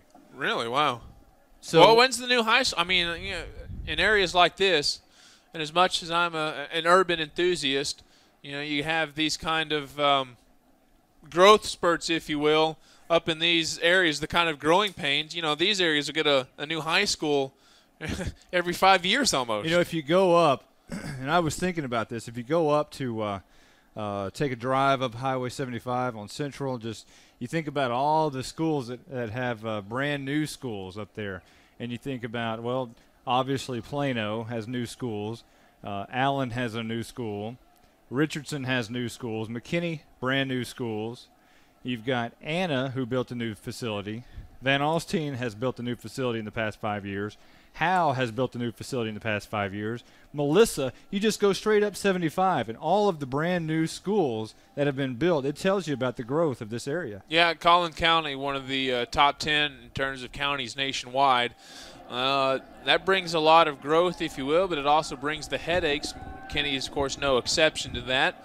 They're going to have to build, like we said, a new high school about every 5 years. McKinney North, new in this century. Same thing with Boyd, and it's only 6 years old. So, you know, don't be surprised at some point to see a new high school again within probably, even in this case, the next 2 or 3 years. But that's the problem with the growing pains of this district. You like the growth, but at the same time, you got to accept the bad things about it. In this case, it's having to build new high schools. And here come the McKinney Lions, the oldest high school here in McKinney, and they are making their way out on the field. You know, I did some research on the McKinney Lions this offseason and tried to build an entire record book for them, and did that all the way through 1920. I did find some games from 1901 to 1919 that a lot of people would be interested in. The very first game I ever found was a game with McKinney and Sherman in 1901, where Sherman traveled down here to McKinney. They played on the east side, obviously a day game. There were no lights in 1901, but it ended up with both teams in a fight.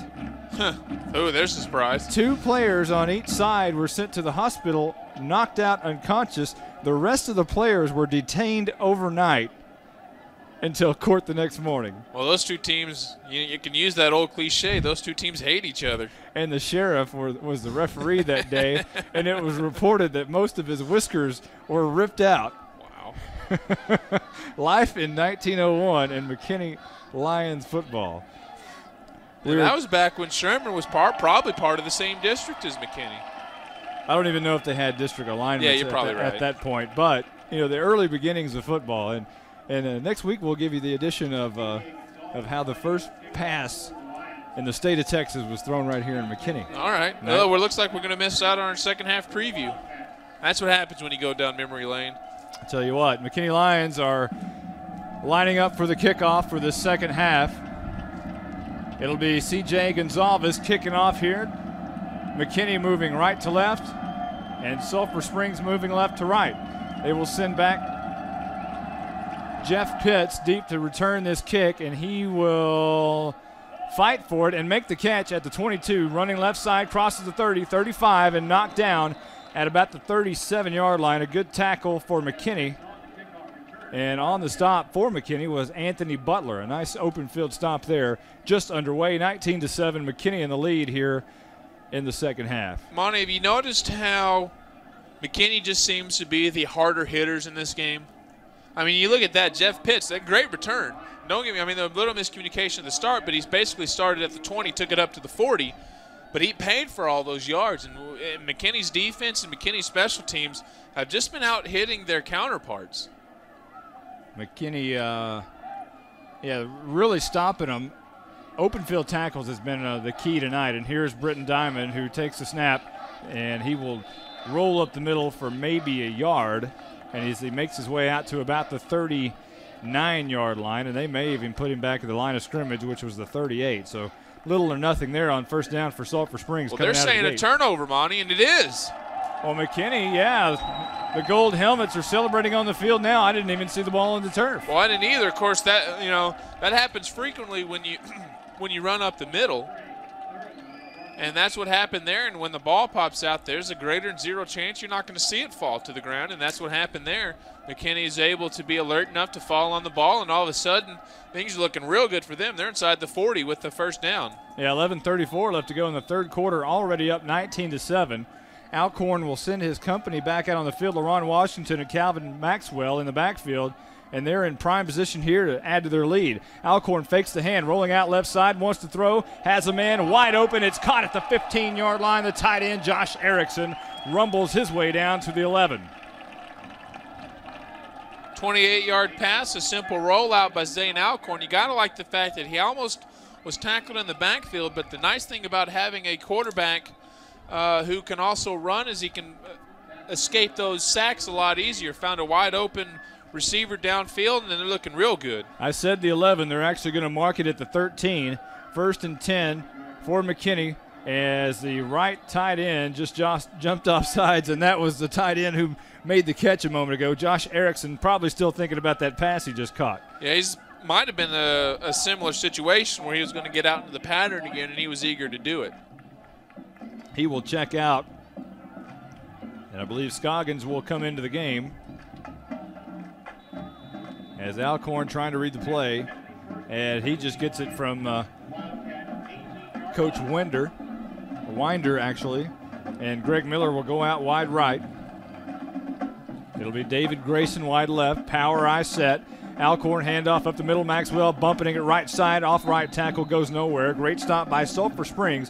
That defensive line really did a nice job there coming up making the stop, and I believe once again that was Roderick Evans on the stop. Yeah, he lost a yard, so 1 yard lost along with a 5-yard penalty after a great looking pass play that gained 26 yards. They've gone backwards. But with Zane Alcorn leading the way, he's been playing fairly smart football to this point, and that's what you like to see out of your quarterback. It'll be Maxwell in the backfield behind LaRon Washington. This is going to be a handoff to LaRon Washington. Actually, it's the Boomerooski kind of.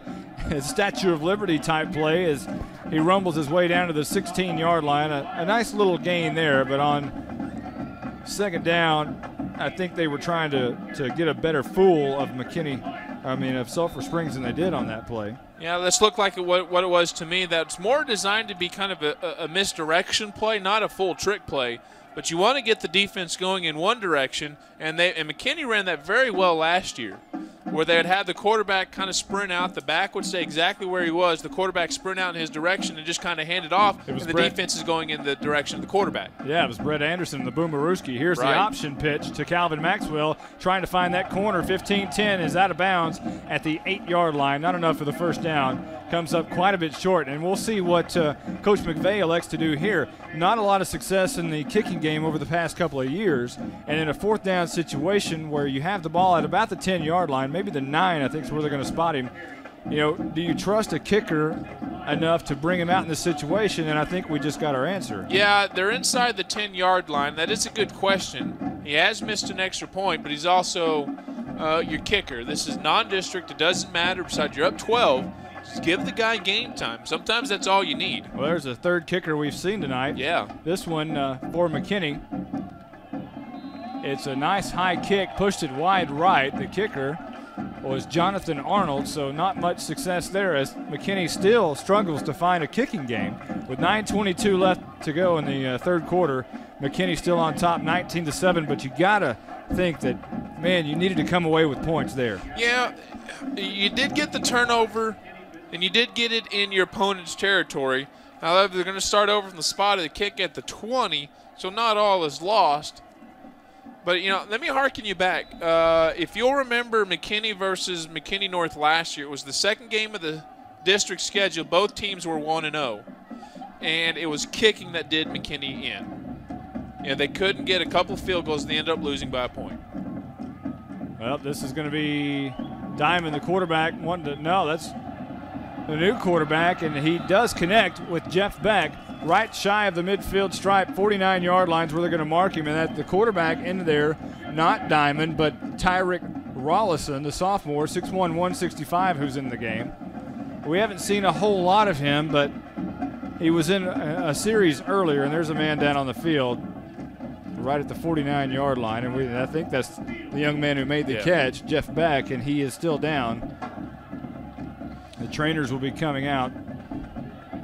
Yeah, when Jonathan talked to the coaches at the end of the first half, remember they talked about going into a cover 2 situation. And that's what happened there, and they were able to find the split in between the zone, Beck wide open, and Rollison was able to find the receiver easily enough. He had to leap up a little bit, and now he landed, it looked like on his hip maybe, possibly the rub in the leg, possibly a cramp, I can't tell. Well, they're stretching out his calf, so it possibly is a calf. We talked about that. The cramps are going to happen a lot. John Leidy is down on the field. And, John, what's the attitude of the McKinney Lions right now? What are you seeing right behind their bench? Well, they've come out in the second half very excited to be up on top. The defense is very, very, very enthusiastic. Although there are a couple players who, again, going back to the heat and the cramps, they're having to be stretched out. Eddie Morgan has also come back out of the game again and taken his shoulder pads off, so he's questionable on his return again. Back up to y'all. All right, thanks a lot. There is Rollick, the quarterback, Rollinson actually, who has to scramble for his life and is going to lose 2 or 3 yards behind the line of scrimmage as a nice play coming up is Daniel Welch for the McKinney Lions. Well, it could have been a lot worse because he was probably back about 5 yards or so. He shed 5 guys. There was just so much pressure that McKinney was being able to put on. He couldn't do anything with it except run, and he still looked good. That's the best 1-yard loss I think you'll see all year. Second down and 11 for Sulphur Springs. 8:30 left to go. Third quarter. He fires it across the middle, and it's bobbled and then dropped. Yeah, it's one of those. That was one of those near catches that Tyler Rhodes was trying to juggle, and he was really popped by a lion, and that really jarred the ball free. So. Quite simply, a catch you got to make. You hit him right in the numbers, hit him right in the hands to begin with. He bobbled it for a few steps, and he was on the verge of pulling it in before one of the safeties came and gave him a slight pop in the back. Well, heads-up play in the secondary, but bottom line is they dodged the bullet there. That's a catch that has to be made. When you're a passing team, there's no excuse for that. I thought for sure that ball was about to be caught. I did too. 3 receivers to the right side for Sulphur Springs, shotgun formation. Rollison in pressure, sets up the screen, sets it up to Pitts. He catches the ball at the 48 and is down at the 46-yard line.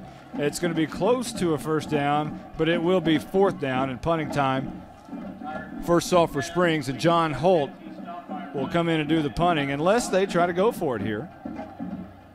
It'll be 4th and about 6, and you'd think they'd punt this away. It looks like they are. 7:59 left to go in the third quarter. McKinney on top of Sulphur Springs, 19-7. It all goes back to that pass. If he catches that, that's a first down right there.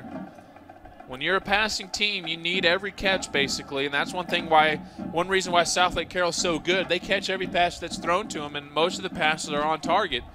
That's what you got to do as a passing team. Holt's punt is very high, and it's going towards the corner of that end zone. Daniel Brash lets it go, and it goes right into the end zone. So it'll be a touchback. McKinney will take over at their own 20-yard line, moving right to left. A good series on the defensive end, if only because of a couple of mistakes by Sulphur Springs. But you got to like the heads-up play in the secondary. When Rhodes was juggling that ball, if you'd even go for a tackle, there's still a possibility that he brings it in, but he lowered his shoulder, jarred Rhodes from pulling it in. And that's just a heads-up defensive play. That's about the only situation which I think he won't bring that ball in. And then, of course, they defended the screen pass well. It was only a 6-yard gain, and it was set up to go a lot longer than that. I like what I'm seeing from this McKinney defense early. 2 receivers to either side, a different look here. Handoff, LaRon Washington, he's going nowhere. He may have got back to the line of scrimmage, but I don't think so. It's going to be a loss of actually 2. So mark him back to the 18-yard line. 7:20 left to go in the third quarter. McKinney on top, 19-7. It'll be 2nd down and 12. Yeah, this is where I think you're going to get a good dose of LaRon Washington because, there's no point in risking Eddie Morgan any further because of what he's done. I mean, he almost has near 200 yards of special teams total yards himself. When you factor in his running 2 touchdowns, you don't want to risk that for later in the season. Alcorn rolling out left side, wants to throw, has a man, Nick Stardy, and is almost intercepted by Sulphur Springs safety Tanner Higgins as he went up. The ball was a little bit underthrown. Stardy kind of was in stride to go up and catch the ball, but he didn't turn around fast enough. But it didn't really matter because Tanner Higgins was right there, just missed the ball. Yeah, if Tanner doesn't jump, that's over his head. That's a bad position to be as a safety because you never want to be in a position as a safety as the last option, the last line of defense. You don't want to be having to jump to tip it away, and that's what he did there, and it saved the day, but the receiver had gotten behind him, and that's the bottom line. You can't do that. Miller and Brash spread out wide left. Here's a pass over the middle, and that's going to be caught at the 25-yard line. Not enough for the first down, and on the catch on the reception is Josh Erickson, the tight end, and Mr. Erickson's putting up some yards tonight. Yeah, it's second catch of the half, 34 yards, and it's a good that's an exceptionally good output for your tight end at the high school level. That's not a position where it's a high-profile catch position, but if you can get a safety, a Jay Novacek kind of guy in there, you'll do well. Punt time for McKinney, and Zane Alcorn will punt this away. It will land at the 42-yard line in Sulphur Springs territory and go right out of bounds. 6:11 left to go in the third quarter. McKinney still on top, 19-7. We've had that score for a while now. And we thought earlier that McKinney might add to that as they had great field position to start the second half, or that their second possession, actually, and drove all the way down and couldn't do anything with it as they missed a 17-yard field goal. Well, the same thing with Sulphur Springs. They were driving in McKinney territory. When Rhodes dropped that pass, it would have been about McKinney's 40, and they ended up stalling just inside the 50. So both teams have been able to move a little bit so far early in the second. And Rollison stays in the game at quarterback, fires it over to the left side, incomplete, trying to find his quarterback or wide receiver, DeQuaylen Evans. Evans came in as the big prospect wide receiver, but don't believe he's caught a ball tonight. Well, that's not his fault. It's true. Yeah, I mean, as a former receiver, there's only so much you can do in that situation. Timing's just got to get better. All receivers sound the same, right? Yeah, we're all crybabies. Here's an incomplete pass. That was intended for Evans once again. Nice coverage over there by Martinek and others. And the linebackers in coverage for the McKinney Lions. It'll bring up 3rd down and 10 with 6:03 left to go in the third. It's apparent that Tyreek Rollison doesn't have the same working relationship that Diamond had with his receivers. Rollison drops back, wants to throw, fires it across the middle. It's caught by Jeff Beck again. I guess he's okay because he makes the catch here at the 35-yard line. That'll be enough for a first down. And it seems like Rollison, he doesn't have much touch on his pass. Everything he throws, he's trying to Brett Favre it in there at 95 miles an hour. Sometimes that works, just like on that pass to Jeff Beck when he's down the field 15 yards. But those quick outs, you really need a little touch on those passes, and he doesn't seem to have that right now. Of course, he's a sophomore. Drops back to pass here, fires it across the middle, and it is incomplete. He fired that one a little bit too low. His intended receiver was Philip Wilson. Rollison not with the accuracy, like I said, what Diamond has. Even on the couple plays prior, the first down pass to Beck, he was wide open down the middle of the field, but because the ball was a little bit behind him, he had to turn around and fell while he was in motion. If he catches that in stride, a lot more damage done. Same thing on that last incompletion. It was too low. If he could find a little bit more accuracy, they're in business. 2nd down and 10. Rollison back to pass, throws it, fires it out of bounds over the head of his intended receiver, Beck. That's just, you're going to have to teach this kid some touch. You know what it is? He's jittery. I mean, you look at him in the pocket, his feet are kind of moving. I'm not sure if it's just because, as a sophomore, this is likely, although I can't say for sure, likely his first varsity game, but it's at the same time, McKinney's been able to get to him a couple times. He may have that happy feet. Beck will go in motion, and now we'll come back. Actually, I believe he was just getting the play call.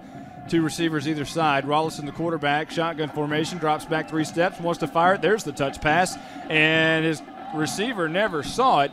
Evans was down the field looking for the ball, but the ball was over his shoulder. He never saw it. He could have caught it, too. That's arguably the best pass that Rollison's thrown this drive, but it's the one that goes incomplete because the receiver didn't see it and kind of gave up on the pattern. And it was almost, it could have been intercepted. Yeah. Brash was over there along with Martinek in coverage, and they probably didn't pick it off because they were too busy covering Evans, who never saw the ball. Right.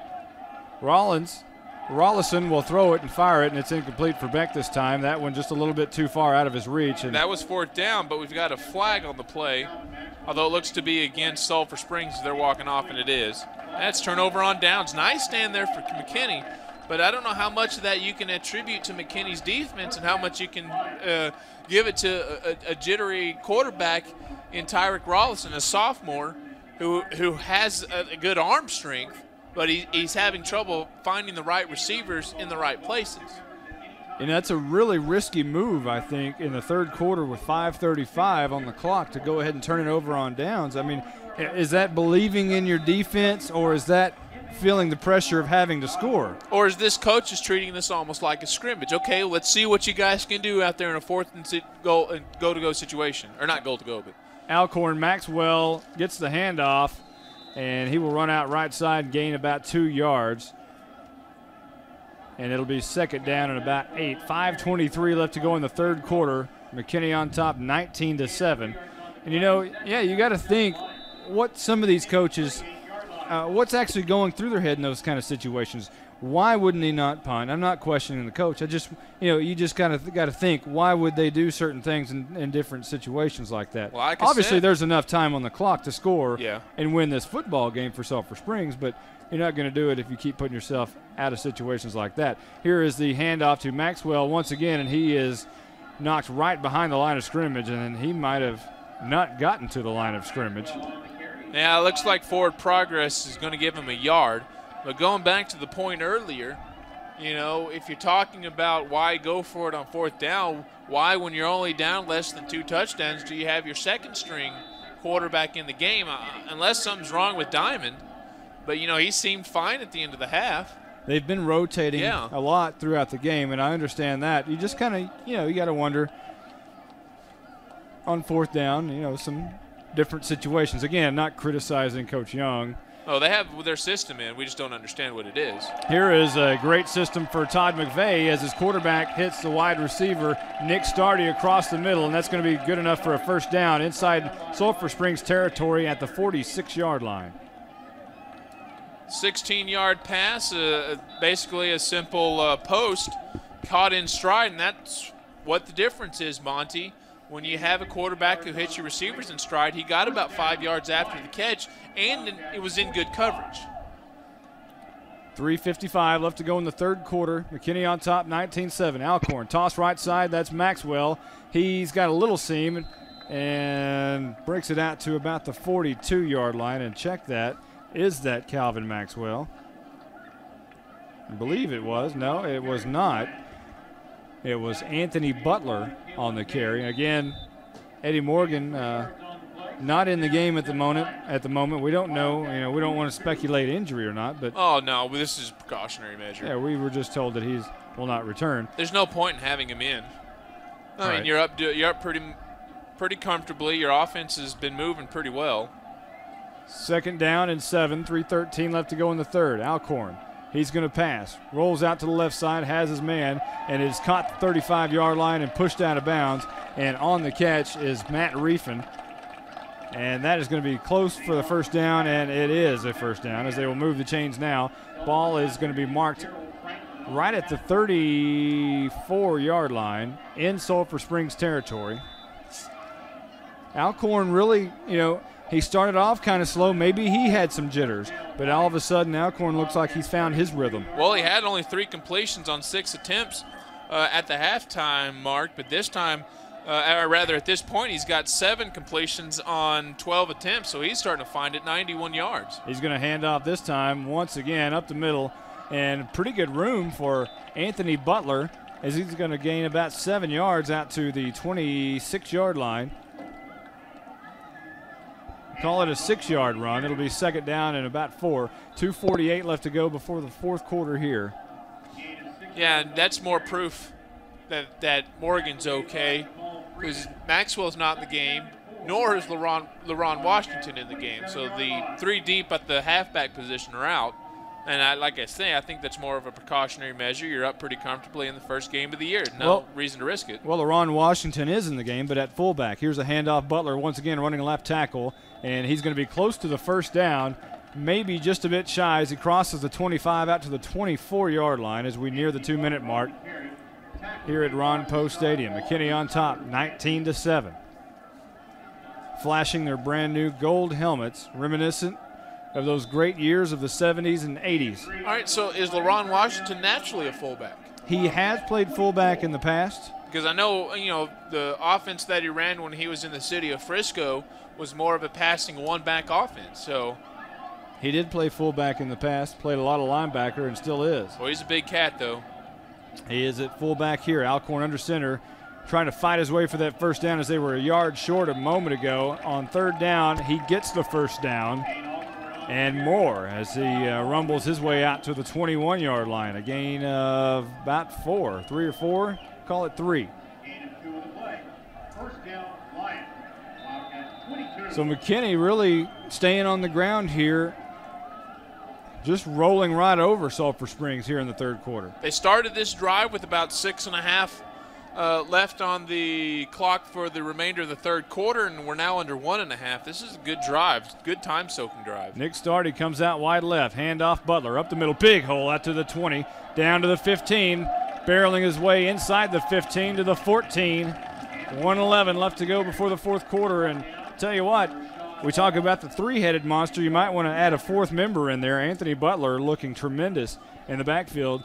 And, a lot of that obviously is that big offensive line opening up those holes. Alex Vandenbush, Jonathan Arnold, Bake Lee, Joe Areola, Colin Barr, and tight ends Josh Scoggins and Josh Erickson. And this is exactly why you get your second and third team guys in there. Get them game time. There is Anthony Butler once again. No, Alcorn's going to keep it and pass it out to the right side, trying to find David Grayson out there, but overthrew him by about a step at the 5-yard line. Well, that's a good overthrow. If you overthrow by that much in the other direction, it's an interception. And because it was an out pattern and he was the sole receiver, it's probably an interception all the way to the other end. So if you're going to miss like Alcorn did, you missed it just like you want to, you put it in the chance where your guy is the only guy who can catch it. Now you have to put yourself in some pressure here, I guess. When you're inside this territory, it's third down and 3.5, and you know that the kicking game has been suspect. So this is a very crucial third down, and it could be this type of situation all year. True. Alcorn will hand off Butler up the middle. There's a big hole, but I don't think it's big enough to get the first down, although second effort might have put him pretty close, but I think he's still going to be a little bit short. Yeah, it looks to be a full yard. The defensive interior closed very quickly for Sulphur Springs, and a shoe came popping out of the pile, and on the far side it looks like the cornerback went down. Limping off the field for Sulphur Springs is Clay Wilkes. Well, if you go for it on 4th and 1 a moment ago, you would think you'd go for it on 4th and 1 here. Sure. 29 seconds left in the third quarter. And and you're up by 12. If you get the first down, you have a chance to take more time off the clock. There's about a 6-second difference between the game clock and the play clock, so you'll have to get a play off. If you get the first down, it's the end of the quarter. If you don't, Sulphur Springs is inside their own 15. 4 on the play clock, 3, 2, and now McKinney will call a timeout. Couldn't get it done fast enough. 9 seconds on the game clock. And McKinney is leading 19-7. We'll keep it right. Actually, we probably need to say hello and thanks to our sponsors. We'll take a quick timeout. McKinney Lions leading 19-7. Back in a moment on 97.5 KLAK. Welcome back to Ron Poe Stadium. Monty Walker along with Brandon Helms and John Leidy. 9 seconds left on the third quarter clock. McKinney up 19-7, and they have a 4th and 1 situation here. that with the kicking situation, you think that they will probably go for it, and they will. Zane Alcorn, the quarterback, with LaRon Washington in the backfield, actually a triple-tier backfield. Calvin Maxwell dots the I. LaRon Washington goes in motion from left to right. Toss right side, Maxwell looking for the outside. Cuts it back inside, is stopped, but I think he had enough for the first down, and he did. And now there's a fumble on the play. And Sulphur Springs acts like they have recovered the fumble, and I believe they have. What happened, it was a sweep toss on the outside. Zane Alcorn was part of a 3-blocker trio. One of the linebackers, I believe, on the outside came busting through, grabbed the ball carrier by the ball hand, and was spinning him down, which caused the ball just to pop out. 1 second on the third quarter clock. Couldn't have come at a. Couldn't you waited one more? Couldn't you let him return for one more second worth of yards? 1 second. So for 1 second, the Wildcats of Sulphur Springs will be moving left to right. Shotgun formation, and they're going to hand off up the middle. No, that's Diamond keeping it once more. And that will be the end of the third quarter on a 2-yard gain by Sulphur Springs quarterback Britton Diamond. 19-7, McKinney in the lead here at Ron Post Stadium. Back in a moment on 97.5 KLAK. Welcome back to Ron Post Stadium. Monty Walker along with Brandon Helms and John Leidy. We will switch ends now in the fourth quarter, as it is fourth quarter time in Texas. McKinney up 19-7. In shotgun formation, Sulphur Springs has the ball at their own 15-yard line. Back to pass is Diamond. He's under a little bit of pressure now. Rolls out right side, still looking to throw. Crosses the line of scrimmage. He's at the 20, the 25. Flag down at the 11, however. It's going to be an illegal block. And that's good news for the McKinney Lions, as that'll bring the ball back a little bit. It was second down at 8. We'll check and see where it is now after the penalty. It will be holding against Sulphur Springs, so second down and 18. Yeah, that's caused by the rollout. And one of the dangers of the rollout is if you're a blocker, you now have to block defenders who are chasing someone who else is on the move, which causes the block to become a lot more difficult. Well, we'll call it second down and 15 as they spot the ball at the 8-yard line. 11:49 left to go in this game. McKinney Lions looking to close this one out, up 19-7. Diamond, the quarterback, in shotgun formation, will get the high snap and hand off to Pitts. He's in trouble. Chase back around the end zone. A shirt tail grab. He somehow fights out of it. 10 up to the 20. Wow. I said 20, but I meant the 15. Yeah, they're pretty deep, Monty. They're pretty deep. He's here. not that fast. Well, and they are. You know, I mean, he was on the verge of getting tackled into the end zone. I had diverted my eyes because there was a lot of blue there, and I was wondering where the rest of the white was, and then you got excited. But that was good pursuit there by the McKinney defense. They just couldn't wrap up. Not enough for the first down. It will be third down and 6. The ball's at the 17-yard line. 3 receivers to the left side. Diamond wants to pass right side. Has a man open, but he misfires. And Jeff Beck couldn't get to the ball, and it falls incomplete. It'll be fourth down, and you would think they surely have to punt now. Yeah, there's no question that, I mean, you don't want to see what your players are capable of doing in a fourth down situation inside your own 20. The likelihood of that happening in a game is very slim, and if it is, you're not going to be in a good situation anyway. John Holt back to punt. Stands at his own 6-yard line for Sulphur Springs. And back deep for McKinney will be Brash, who stands at his 39. It's a high kick. It's going to bounce at Sulphur Springs 48, roll across the midfield stripe into McKinney territory and roll dead at the 44-yard line. So that's where McKinney will take over, moving left to right on the radio dial with 10:46 left to go in this game, up 19-7. Got to be careful there if you're Andy Martinek. The ball bounced in his direction, and he had to scoot forward to avoid getting hit by the ball. And if you get hit by the ball, all of a sudden Sulphur Springs has a chance at it. And since it would have hit Martinek in his backside, and there were a couple of, I almost said Cedar Springs, Sulphur Springs players there who would have been able to pounce on it. And that could have spelled, I don't want to say disaster, they're still up comfortably with much time is left on the clock. But, you know, I mean, you have to be careful when you're on a punt return team where that ball is at all times. Anthony Butler into the game at the tailback position.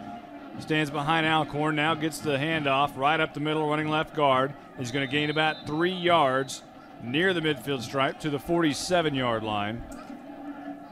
It'll be second down and about 7 for the McKinney Lions. Anthony Butler now having some cramp problems. He now gets off the turf, but for a moment there, and now he looks to the sideline and says, somebody come in, as he's having a little bit of cramp problems, and Calvin Maxwell will make his way onto the field at the tailback position. Brash also comes onto the field, and he will be split out wide left. Alcorn still in the game at quarterback. John Scoggins, the tight end. Washington and Maxwell in the backfield. Alcorn, he's going to throws it out left side, fade route, looking over left side to Brash. Caught it at the 27-yard line, makes a move inside, down at the 15, and finally caught down at the 12-yard line. They're going to mark him and say his knee went down at the 14, but a nice pass and catch from Alcorn to Brash. A simple fade route on the outside. Started, the line of scrimmage started at the 47. Now they're down to the 14. A nice gain of 39 there on Brash's first catch of the season. He beat his defender. I'm not sure what the defender was doing. Brash isn't exceptionally fast. He's got some quickness to him, but he's not by no means going to be a sprint champion. But he got behind the defender and then made some nifty moves down there on the sideline to get to the 14. It was a beautiful pass and catch. Everybody in tight now. Alcorn's going to hand off right up the middle. That's Maxwell running right over the center. Barrels his way for about 7 yards. A nice gain there on first down from the McKinney Lions as they just run right over the Sulphur Springs Wildcats. They're going to mark the ball right at the 7-yard line. I'd like to add something here, Monty. That's Zane Alcorn's 130th yard passing on that pass to Brash. How often did we say McKinney quarterback gotten 100 yards passing for a game? They're looking good on all fronts. They haven't had a lot to show for it in terms of touchdowns. They've only gotten the 2. But they're effective right now. Man in motion from left to right. This will be Maxwell up the middle, barreling his way inside the 5 and down at the 1-yard line. So Calvin Maxwell trying to make a statement here. It is a first down, so it'll be first and goal from the 1. All right, now is this the point where you just start taking knees? Well, it's out at the 2. Yeah. They're going to place the ball at the 2, actually. And I don't think it's take a knee time yet for Coach Todd McVeigh. I'll just take some time off the clock. No, I want to see Maxwell score. He's been one of my favorite guys these past 2 years. You know, he bided his time last year, was an effective backup. I want to see him get a reward. Calvin Maxwell will dot the power offset eye, and Alcorn actually is going to quarterback sneak it. And I'm not sure that he got in. And yes, it is touchdown time in Texas for McKinney once again tonight. 25-7 awaiting the PAT. And we will have a different kicker coming on for the PAT once again. Can I try out? It's a new kicker. I want a chance. Michael Widener will come on to kick this one, a sophomore kicker. 25-7. McKinney in the lead. And it is a line drive, low kick, wide right. Wow. Kicking woes in McKinney, but they are kicking Sulphur Springs 25-7. 8:16 left to go in the fourth quarter. Back in a moment on 97.5 KLAK. Welcome back to Ron Post Stadium. Monty Walker along with Brandon Helms and John Leidy. Let's talk to John Leidy down on the sidelines. A nice run there by Alcorn for the touchdown. Talk about the McKinney Lions, John Leidy. Half the McKinney North Lions offensive line is basically just taking control of this game. They've been pushing and shoving and pushing the defensive line at least 3 yards off the ball every time. As far as defensive-wise, we talked to Coach Hewlin at halftime. They went to that cover 2. They backed out of it, back into the original defense from the first half as Sulphur Springs started to catch on to that cover 2. Back up to y'all.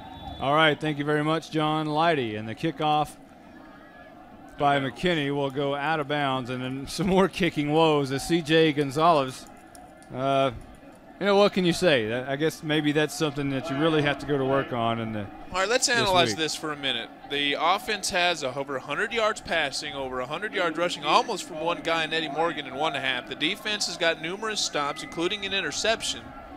So those two aspects are fine. But, boy, the special teams, they've missed 2 PATs out of 3 attempts. They've had a snap go over their head that Sulphur Springs recovered at the 1 for an easy touchdown. And now this. Right now, if there's a concern, for me, it's on special teams. On one side of it, I don't think you have to be concerned about the return special teams. Yeah, well, that's true. That's where touchdowns come from. And the punt game looks good. Just the kicking game, I believe. Yeah, the kickoff team and the extra point field goal team. Yeah. What are those called? I guess it's just the extra point field goal team. That's what we called it in high school. Well, it'll be 1st and 10 as we get back to action here. Sulphur Springs has the ball, 8:16 left to go in this game, and they're down 25-7. Rolling right is Diamond, wants to throw it way down the field, has a man, and that's Evans caught at the 35 and down at the 30. Well, they're going to mark him at the 27-yard line. His first catch of the game, DeQuaylen Evans, was wide open across the middle. Well, it doesn't matter, though, holding on the offense. Again, McKinney's getting some pressure into the backfield. And the offensive line, they're just not as quick. McKinney's beating them to the punch. I'm an old-fashioned kind of coach, Monty. I think if you can run the ball and if you can play solid defense, you're going to be successful. And right now, McKinney's been able to do that. And their front 4 is looking outstanding tonight. They're constantly in the backfield, whether they're making plays or not. They're putting pressure on, and in this case, drawing penalties. Hillcrest and Sherman still tied at 7 last update we had. This will be a first down and a truckload. 1st and 20 from their own 20s. Talking about Sulphur Springs, and this is going to be Diamond. He just keeps it right up the middle, trying to find some yardage, and does get about 5 yards, makes his way up to the 25-yard line.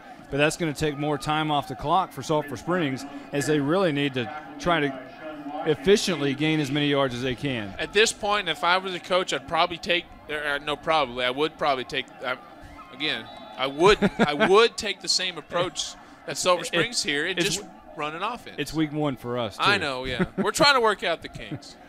2nd down and 15. Diamond back to pass, looking over the right side, hit as he throws, and it's incomplete. Great coverage over there by the McKinney Lions defender, Daniel Welts, linebacker over there. Great position covering up that inside slot receiver. And that's the pressure that I'm talking about the defensive line is putting on. In this case, it was pressure coming from Major McGee. He's not going to get a single thing in the stat category for that, but that goes from a 2nd and long to a 3rd and long because he was putting pressure on the quarterback. This defensive line looks great. I like what I'm seeing. 3 receivers to the right side, 1 to the near side. Diamond rolls to the near side this way, wants to throw it, hit as he throws. The ball's on the turf. McKinney has it. There's no question McKinney jumped on the that gold one. helmets get off the pile, and there's no question that they have the ball. And now the officials just signaled. And this is what McKinney's hung their hat on for several years around here, especially under Coach Todd McVeigh, is the turnover ratio. They have owned that over the years. They were a plus 20 2 years ago. Well, that pressure came from Josh Lane this time on the other side. I just gave props to Major McGee. This time Lane comes from the left side and got there right as he was throwing, but the arm was in motion. And it didn't start to go forward. The ball came out, and now McKinney has it, and the sideline got too excited. Now we're going to have a sideline warning. Well, was that John Leidy down there on the sidelines getting that penalty? Come on, John. Yes, sir. Yeah, it was. No. Come on, we got another 7:21 before you can get excited, John. Well, McKinney did get a sideline infraction there, but no, it was not our sideline guy, John Leidy. He was talking smack. 1st down and 10 for McKinney. Alcorn's going to toss right side. That's LaRon Washington, who cuts it back inside and may have gained 3 yards or so, making his way to the 16-yard line. 7:11 left to go in this game. 25-7, McKinney on top. And it has been a smash-mouth game from the McKinney standpoint. Pretty lackluster from Sulphur Springs, and I don't say that in a biased way. That's just the way the game has been played out. Well, McKinney's beating them to every hit, every punch.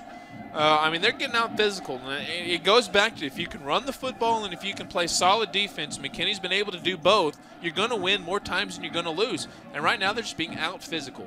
Butler in the backfield gets the handoff, running right guard, and he's going to struggle his way to get 1 yard. Also into the game for McKinney is Ryan Hughes at fullback. 6:26 left to go in the game. And you know, we talk about how McKinney has really owned this game, and they really have from start to finish. At no point did you really think that Sulphur Springs really was in this football game. The closest I came was their second drive of the first half where they were passing it at ease. They got down inside the 5-yard line and threw an interception. And other than that, it's been a high snap that was recovered at the 1. That's been it for Sulphur Springs. Alcorn drops back, wants to pass, throws the fade route out in the end zone, and it is caught. And it is touchdown time in Texas. Matt Riefin, the 6-foot, 195-pound senior, hauls it in the right side of the end zone, and it is 31-7. McKinney in the lead, 5:52 left to go in this game, awaiting the ever so scary PAT. Yeah, but at this point it doesn't matter. It may be scary, and true as that is, when you're up now 31-7, you know, now it's just a matter of game time experience, which is always a good thing. And now they've got Jonathan Arnold in. Jonathan Arnold tried one a moment ago and missed his only attempt so far tonight. Here's his second attempt. This one looks pretty good, and it is. Yeah! 32-7. Jonathan Arnold nails the PAT. McKinney on top, 5:52 left to go. Back in a moment on 97.5 KLAK. Welcome back to Ron Post Stadium. Monty Walker along with Brandon Helms and John Leidy. Trying to think of our players of the game, and obviously the first half, Eddie Morgan. And I think you've got to include Zane Alcorn in there. Well, let me give you this line. 9 of 14, 145 yards and a touchdown. And aside from 2 fumbled snap exchange, which can be placed on either one of the center or quarterback, he's made no mistakes. The kickoff is in the air. It's going to be taken at the 15-yard line. And that is going to be Jeff Pitts running to the right side, trying to get away from all those gold helmets, but he can't do it. He goes down at the 22-yard line, and with 5:45 left to go in this game, that's where Sulphur Springs is going to set up shop and try to score here in this 32-7, what has become a blowout by McKinney. All right, let me ask you a question then. If you're the head coach for Sulphur Springs, let's say your name's Greg Owens and you're on the sideline, how do you treat this? Obviously, this is going to be a loss. You treat it as, hey, we're down 4 points. Let's see if we can run a quick 2-minute drill. Do you just want to say, hey, we're in the middle of the game. Let's run our offense? Do you want to say, hey, we're down 32-7. Let's try to get back in it? There's several options you can work on, including going for it on 4th down in the 3rd quarter. But this is going to be Diamond rolling to the right side. He escapes, and he is busted by 2 McKinney Lions. One of them is Major McGee. That's what I'm talking about. What a major hit by Major McGee. Well, it was initially made by the cornerback. That's where the big oohs and ahs came from, and Major just helps it planted him from the side. I didn't catch who was out there. Maybe you can see it from binocular. Oh, it looks like Martinek laid the hit. And that's what I'm talking about. They're just out physicaling Sulphur Springs. 2 receivers to either side, and now a receiver, the slot, will come in motion to the near side. They're going to fake the hand to him. Diamond's going to keep it up the middle. Big hole, crosses the 40 out to the 43-yard line. It goes down at the 44, shy of midfield. Still needs to go quite a ways for that end zone with 5:06 left to go. Sulphur Springs is down 32-7. Give credit there to Diamond. After taking a huge hit, you might think he could have been gun-shy going over through the middle again.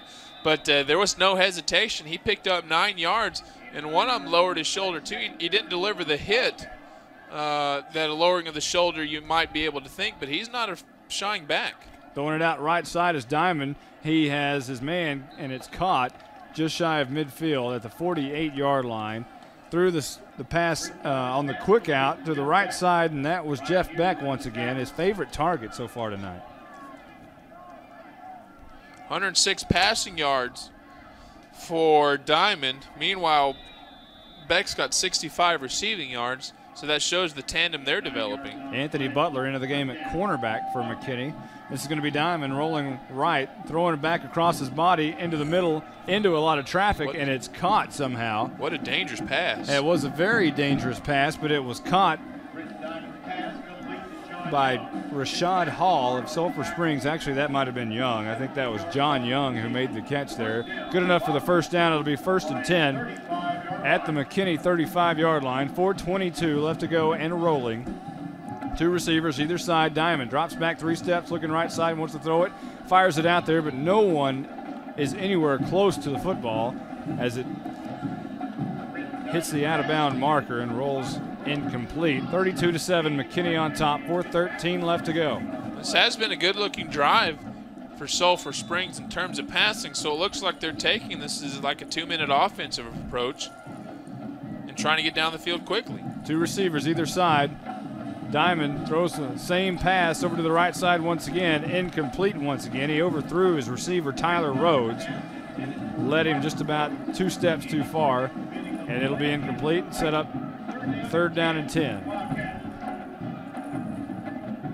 You got to still be impressed by Sulphur Springs. They're not quitting. No? I mean, even the line's playing hard, and they're getting tussled around. And for the 3rd straight time, they go for that right corner on the quick out, and Diamond misfires for the 3rd straight time and leads his receiver too far. It goes out of bounds. So it'll be 4th down and possibly your ball game here for sure. 4:06. It's over anyway. I don't know what you're trying. 4:06 left to go in this game. I'm trying to keep everybody on the edge of their seat somehow. We got a final for the Sherman-Hillcrest game. Sherman wins 18-14. Back to pass and incomplete to Evans. It was Diamond trying to hit him over to the left side. They finally looked on this side of the field, but the same result, incomplete. McKinney will take over with 4:01 left to go. And 32-7 is a huge lead and a great start for the McKinney High Lions in 2006. If you'll recall back to last year when they opened at Fort Worth Western Hills, there was a lot of, I mean, they looked good in the win, so let's just say that by no means by winning this first game are they back to the playoffs. It's a good start, and when your offense looked as good as they did in the first game, it should only bode well, but better than last year. I mean, this is a domination. Anthony Butler will get the toss coming right side. Not a lot of room as he's going to be really wrestled down behind the line of scrimmage. Sulphur Springs really pumping their arms there like they've done something. Well, they got him for a 1-yard loss. But a little too late here in the 4th quarter with 3:45 left to go in the game, down 32-7. It'll be 2nd down and 11. And you're right about last year's game. A lot of expectations came into 2005 about the McKinney Lions, and they just didn't live up to them. And it seemed like the tone was set against Fort Worth Western Hills in the very first touchdown when Chris Wimbish spiked it over the goal. And that just kind of set the tone on that penalty. Here's another toss right side. That's Butler once again. This time he's going to get positive yardage out to the 29-yard line. And that'll bring up a 3rd down and about 6 with 3:11 left to go in the game. But a completely different looking game this year than the opening night last year. Well, and if you'll recall, they didn't dominate last year, both on the lines of scrimmage and what they're doing defensively when they're hitting the other team. You know, I mean, Western Hills, I mean, let's face it, they weren't, you know, a dominant team. I mean, they did well, don't get me wrong. And the fact that they won should say something. But in Sulphur Springs, I don't think Sulphur Springs is going to be bad this year. They look just like they're being out-physicaled by McKinney, and I think it's more what McKinney's doing. And Alcorn hits his receiver, David Grayson, right over the middle. And that'll be enough for a 1st down. And McKinney, you know, I don't think you can look across and say that they're trying to run up the score or anything. I think McKinney's just simply working on some things that they can use. And running these slants from the slot back right inside, that's, you know, you're going to have to work on those things. And obviously Coach Todd McVay respects the Sulphur Springs program immensely. Never once did we say this last year. Grayson is the 7th receiver to catch a pass from St. Alcorn. Yeah, that's a little different. At one time, McKinney had won 22 consecutive games over Sulphur Springs, and the only defeated, as Butler is going to gain about 6 yards here. They won 22 straight games against Sulphur Springs from 1958. That was a game played November 2nd, I take that back, 1956. My mom was born in that year. So 50 years ago, in the past 50 years, the Lions are 22-1, about to go 23-1 against Sulphur Springs. Yeah, they haven't renewed the rivalry in a long time, though, but it's good to see they're picking up right where they left off. Unless you're a Sulphur Springs fan, then, Exactly. then bummer.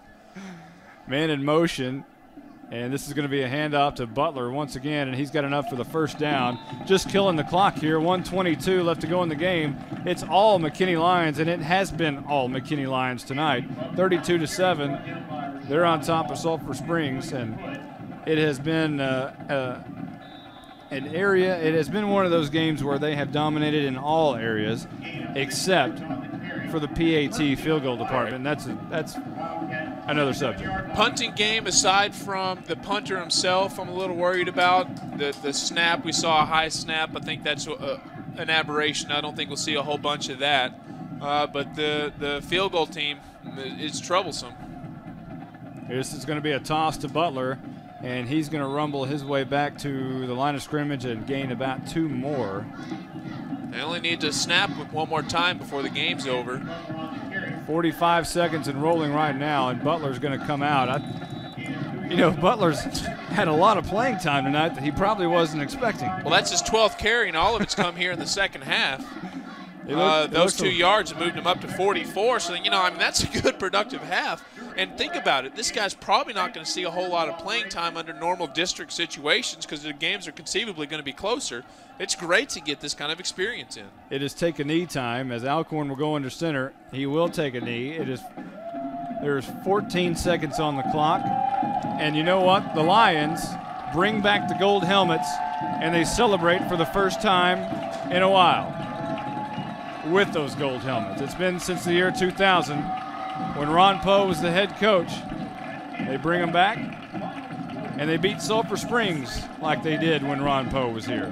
Well, gold helmet state championships. Yeah, just probably a little too early for that. And if the coach has heard that, it'd probably be fired. So let's just rein that in a little bit. But seriously, this was a dominant performance. I liked what I saw from the defense. If I'm a coach, I always start there first. Because you can win a lot of 7-3 ball games if your defense is good, but if your defense is bad and you have to depend on your offense, it's like a basketball. If you have an offensive team and your jump shot's off, you're not going to win. But if you can play defense, your defense will always be there, and that's the same thing here. And I'm telling you, this is against a passing team. They had problems in the secondary last year. We didn't see a whole lot of problems this time around, maybe on a couple of drives. But, boy, I'm telling you, I love this front four. To think back about the changes in this game, you got to think that Calvin Maxwell's interception in the end zone was a tremendous factor in this football game because that changed the momentum. It looked like that was, Sulphur Springs early on in this football game, that's really the only threat they had, and Calvin Maxwell basically took it away from them. Well, and that's when the game was in doubt, number one. And number two, that's just a great play that goes back to, I've given a lot of praise to the defensive line. They didn't do much on that play because it was a simple one-step and throw. But Calvin Maxwell made that interception because he made the jam at the line of scrimmage, got the receiver off of his route, and when you disrupt a timing route, good things are going to happen and happen there for Maxwell. I'm telling you, Monty, and I know this is early, but I'm excited. Do we have the predictions? No, I'm not gonna say that. They're gonna win more than 3 games. I promise you that. This defense is too talented and too physical. Unless Sulphur Springs is on the JV level, but I know good football when I see it. And I don't think Sulphur Springs is a bad team. They may not make the playoffs. I don't want to say that they're going to do that, but they're not a bad team. And the fact that McKinney did what they did, I think McKinney's back on the good things. I really do. Well, John Leidy is going to talk to head coach Todd McVeigh momentarily. They're going through their school song right now. I think John Leidy's trying to corral head coach Todd McVeigh. So in a moment, we'll see what he has to say. He'll probably want to talk to – no, he's not going to talk to his players. I thought for a moment he might give them a little talk. You don't talk to him when they win. There's where he's also going to try to talk – yeah, he is going to talk to him. All right. What do I know? Maybe that's why I'm up here. John Leidy's also going to try to talk to Zane Alcorn and Alex Vandenbush, one of those big offensive linemen. And when I say big, he's 6'2", 240. He's a senior. And Coach Todd McVay, doing something a little different tonight, has the entire team lined up on the end zone, and they look like they're going to run wind sprints, and they are. They're running sprints. You know what? Keeps them humble. I like that move. In case you can't tell, I'm an old-fashioned kind of, football. I don't want to say coach because obviously I'm up here. In 13 years of doing this, I don't recall a game where I saw I've seen it somewhere. A team do a sprint like that. Now they're not running wind sprints. They just ran to the 5 and ran back. But I don't recall seeing that. I've heard about it, but I don't recall that I've ever seen it. Well, it keeps you. I mean, think about it. Go back to your playing days, which we have to do. What was the worst part of practice? It was always the running. We always started our practice with a horseshoe, which was 100 yards down, 50 yards across, 100 down, back. So we ran 300 yards at the start of practice. And then we would do our practice, and then we finished with wind sprints. You know what? We were a pretty well-conditioned team. But you hate doing the running, and all of a sudden you're not so high. And that's what you don't want a team to get a little bit cocky. When you win 32-7, that's what you do. Yeah. John Leidy is going to corral Todd McVay in just a second. McVay is giving a speech to his team right now, clapping his hands. John, go ahead and talk to me. Tell me what you I don't know if he can actually hear me at this point. John, tell me what you what's your feelings of the game? Tonight's game was a very good game on the McKinney Lions' behalf. The defense stepped up and had a great game all night long. The offense, surprisingly, had a very good night also. McKinney is not known for their big offenses in the past couple years. Led by quarterback Zane Alcorn with, I think, approximately about 250 yards passing, just roughly. I don't have the statistics here in front of me. We'll have them. But we're going to send it back up to you, and I'm going to try to get a hold of Coach Todd McVay. All right, thanks a lot, John Leidy. Coach McVay is still talking to his team down there, and a lot of the assistant coaches are huddled up around him too. And John Leidy is getting pretty close. They're holding up their gold helmets, and they're going to break out of that huddle, and it should be time to talk to Coach Todd McVay just any second now.